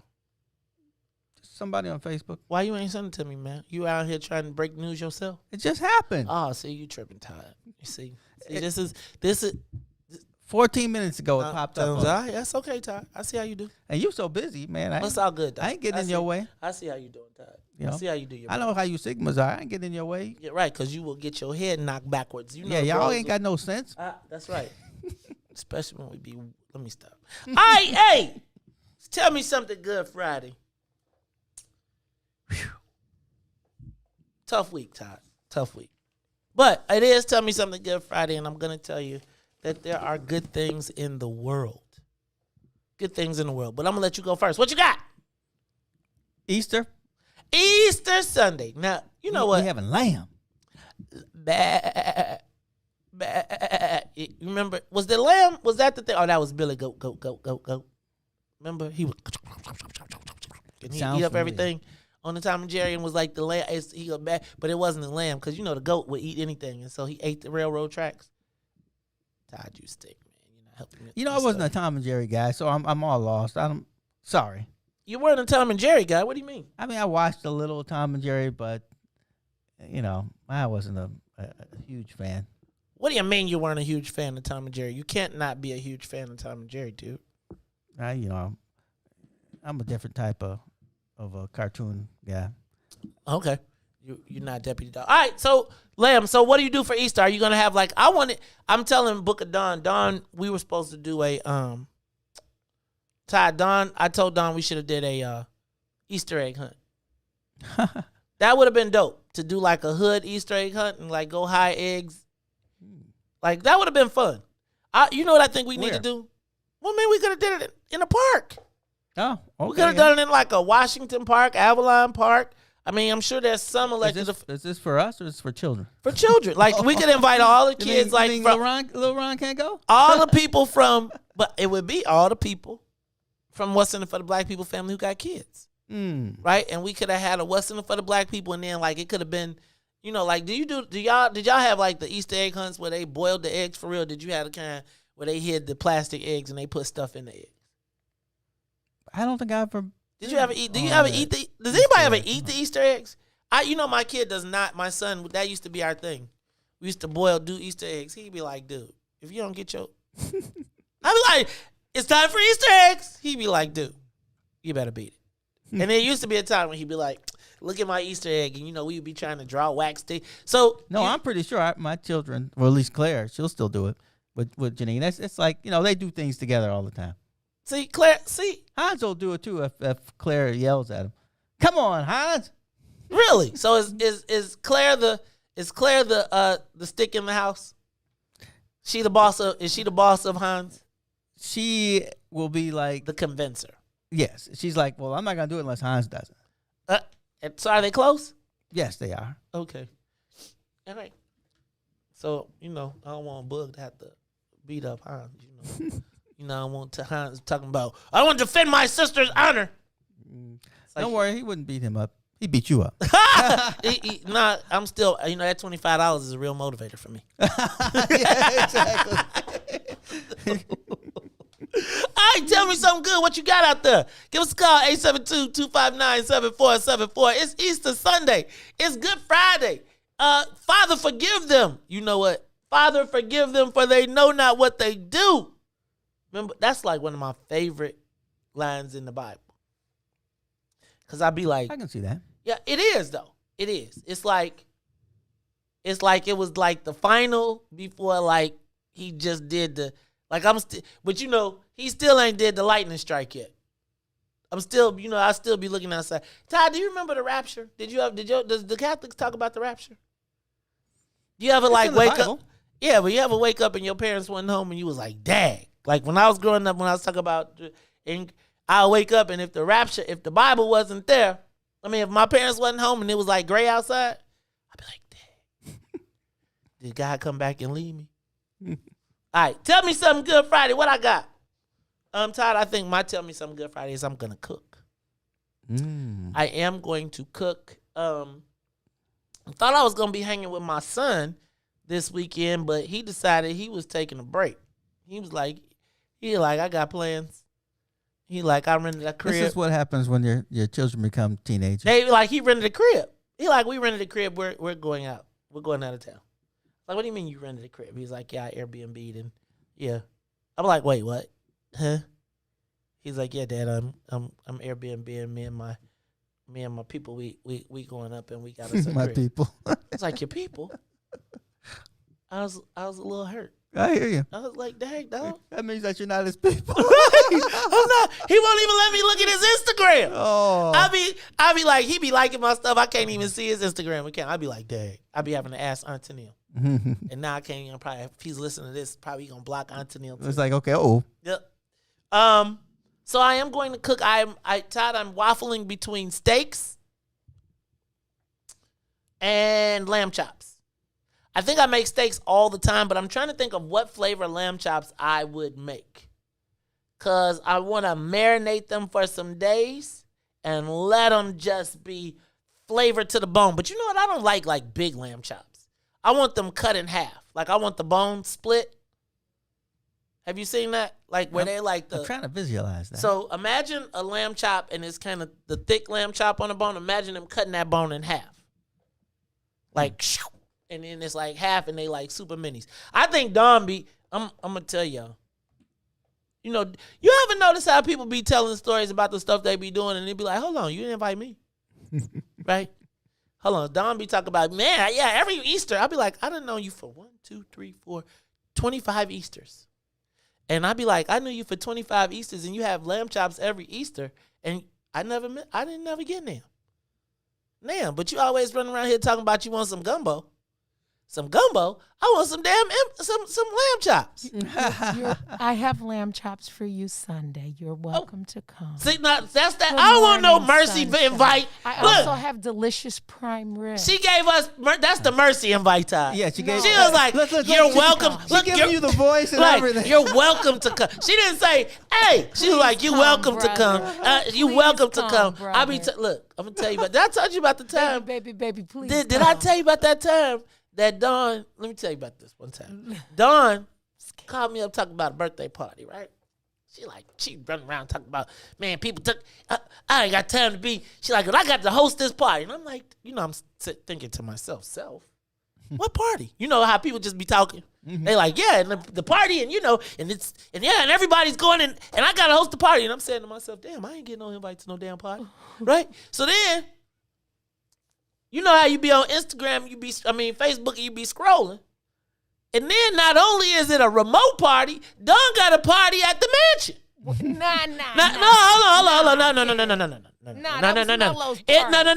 on. No. It was a party at the mansion. Of which I was not invited, as she's walking around this mug talking about the party that I'm not invited to, and I'm feeling some kind of way, but I gotta play it off because nobody want to come to your stinking party. No, right. I wasn't invited to. Let the record reflect that was Mello's birthday party. That shit that Dawn hosted at her house with 30 people, and it was wine. They was popping off, and I was like, then I was like, babe, because I'm scrolling. And I don't want to feel bad by myself. Right. And so I'm like, baby, did you get invited to For Dawn's the party? record, Like, this the same Dawn. Hold on. This the same group thread. I know. And Do you know, she Dawn? got it. Do you know that? Check this out. What's so ironic about this is Melo's party, right? The party that I didn't get invited to.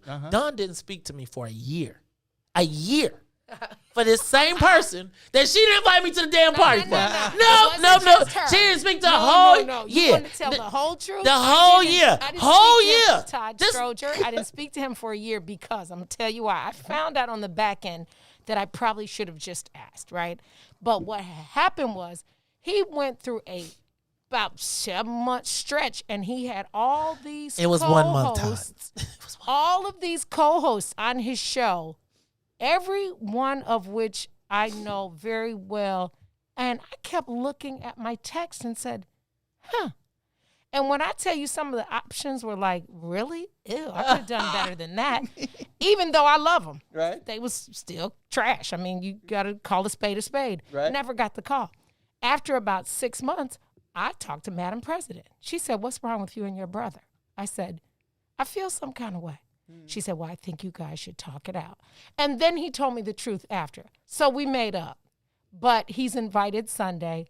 I'll give you the address. Look, I don't even get this. The You mercy. want this This prime the rib. mercy. You This want the this mercy prime invite. rib. I feel so. It's like You want this prime rib. Bring me a slice on Monday. I will. And Bring me a some slice lamb on chops. Monday. I'm make my own lamb chop. Get off the air at 8:55. Now I'm staying till 10. Nah. All right, y'all. It is Tell Me Something Good Friday. I'm gonna get to see my baby. I'm gonna watch the Final Four this weekend. Glad I'm not in them fights. And I'm gonna be working on the high school challenge. Are you, Todd? Let me ask a question. Are you, who you got in the Final Four?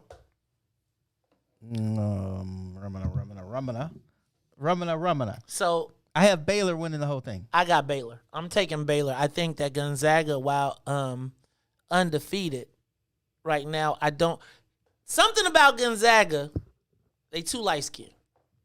I used to just stick with the Catholic Jesuits and all that stuff, but Amen. Are they Catholic Jesuits? Is that what they are? Uh-huh. So the thing about Gonzaga is it's a lot of light skin and curly hair. So that could mean one or two things. They come from the coast. That also could mean, though, that there's a lot of NBA DNA running around in there. Right? Because there's a lot of NBA DNA running around inside. When you see, think about Steph.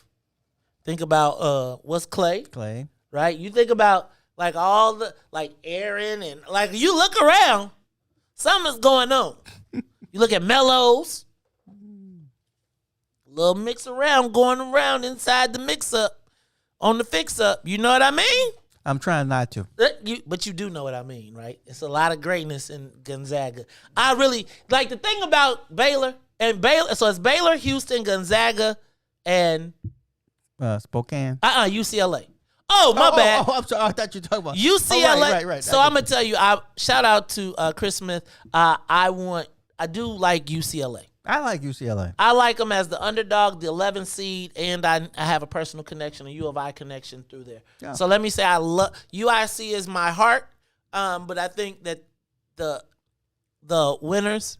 I think we had an old show here where they said that Baylor got the most dogs.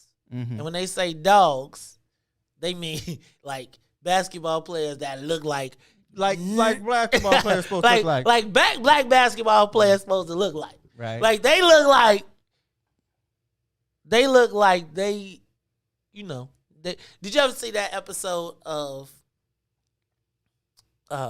Blackish when the little black boy was a superstar in the suburban league? Jack. Jack. Uh-huh. And then they said he was ready to move up to the inner city league, and he played on the inner city AAU team.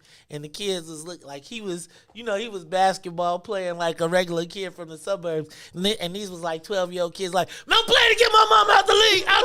Right? And they was dunking and they was doing all this stuff. And they was and Jack was like, what's going on? Culture shock. Right. But it was he realized he was them kids at 12. That's how Baylor looked.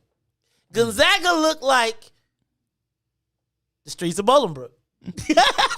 However, let's be clear, Bolingbrook basketball, just like Bolingbrook football, we I'm changing my vote to UCLA because I kind of really like them for some reason. I don't know why. I think we like UCLA because they got some tradition. You haven't heard very much from them. Right. And they're underdog. Like, they came in at 11. They played their way in. Yeah. Right? And now they're in the Final Four. I think America loves a Cinderella. And quite frankly, the problem with, actually, UCLA does have some dog-looking brothers as well. Right? Like the little shorty with the sideshow Bob haircut. Woo! And I will be honest, I'll be glad when the combing of the hair returns. When the groom look returns, I will be grateful for that. Because this sloppy look is killing me. Look, y'all, this is the Maze Jackson Show. This was the Good Friday show. We are going to get up out of here. Stay tuned. Up next, it is the Book of Dawn. So for Maze and Sonia, who will be back, I think Tuesday. Tuesday, I think. Maze and Sonia and Ruthie and Todd, Lil Ron in the building. Y'all stay tuned for the Book of Dawn. I am the host of the Maze Jackson Show, asking every single day, what's in it for the black people? And if you don't like it, you can still tell them.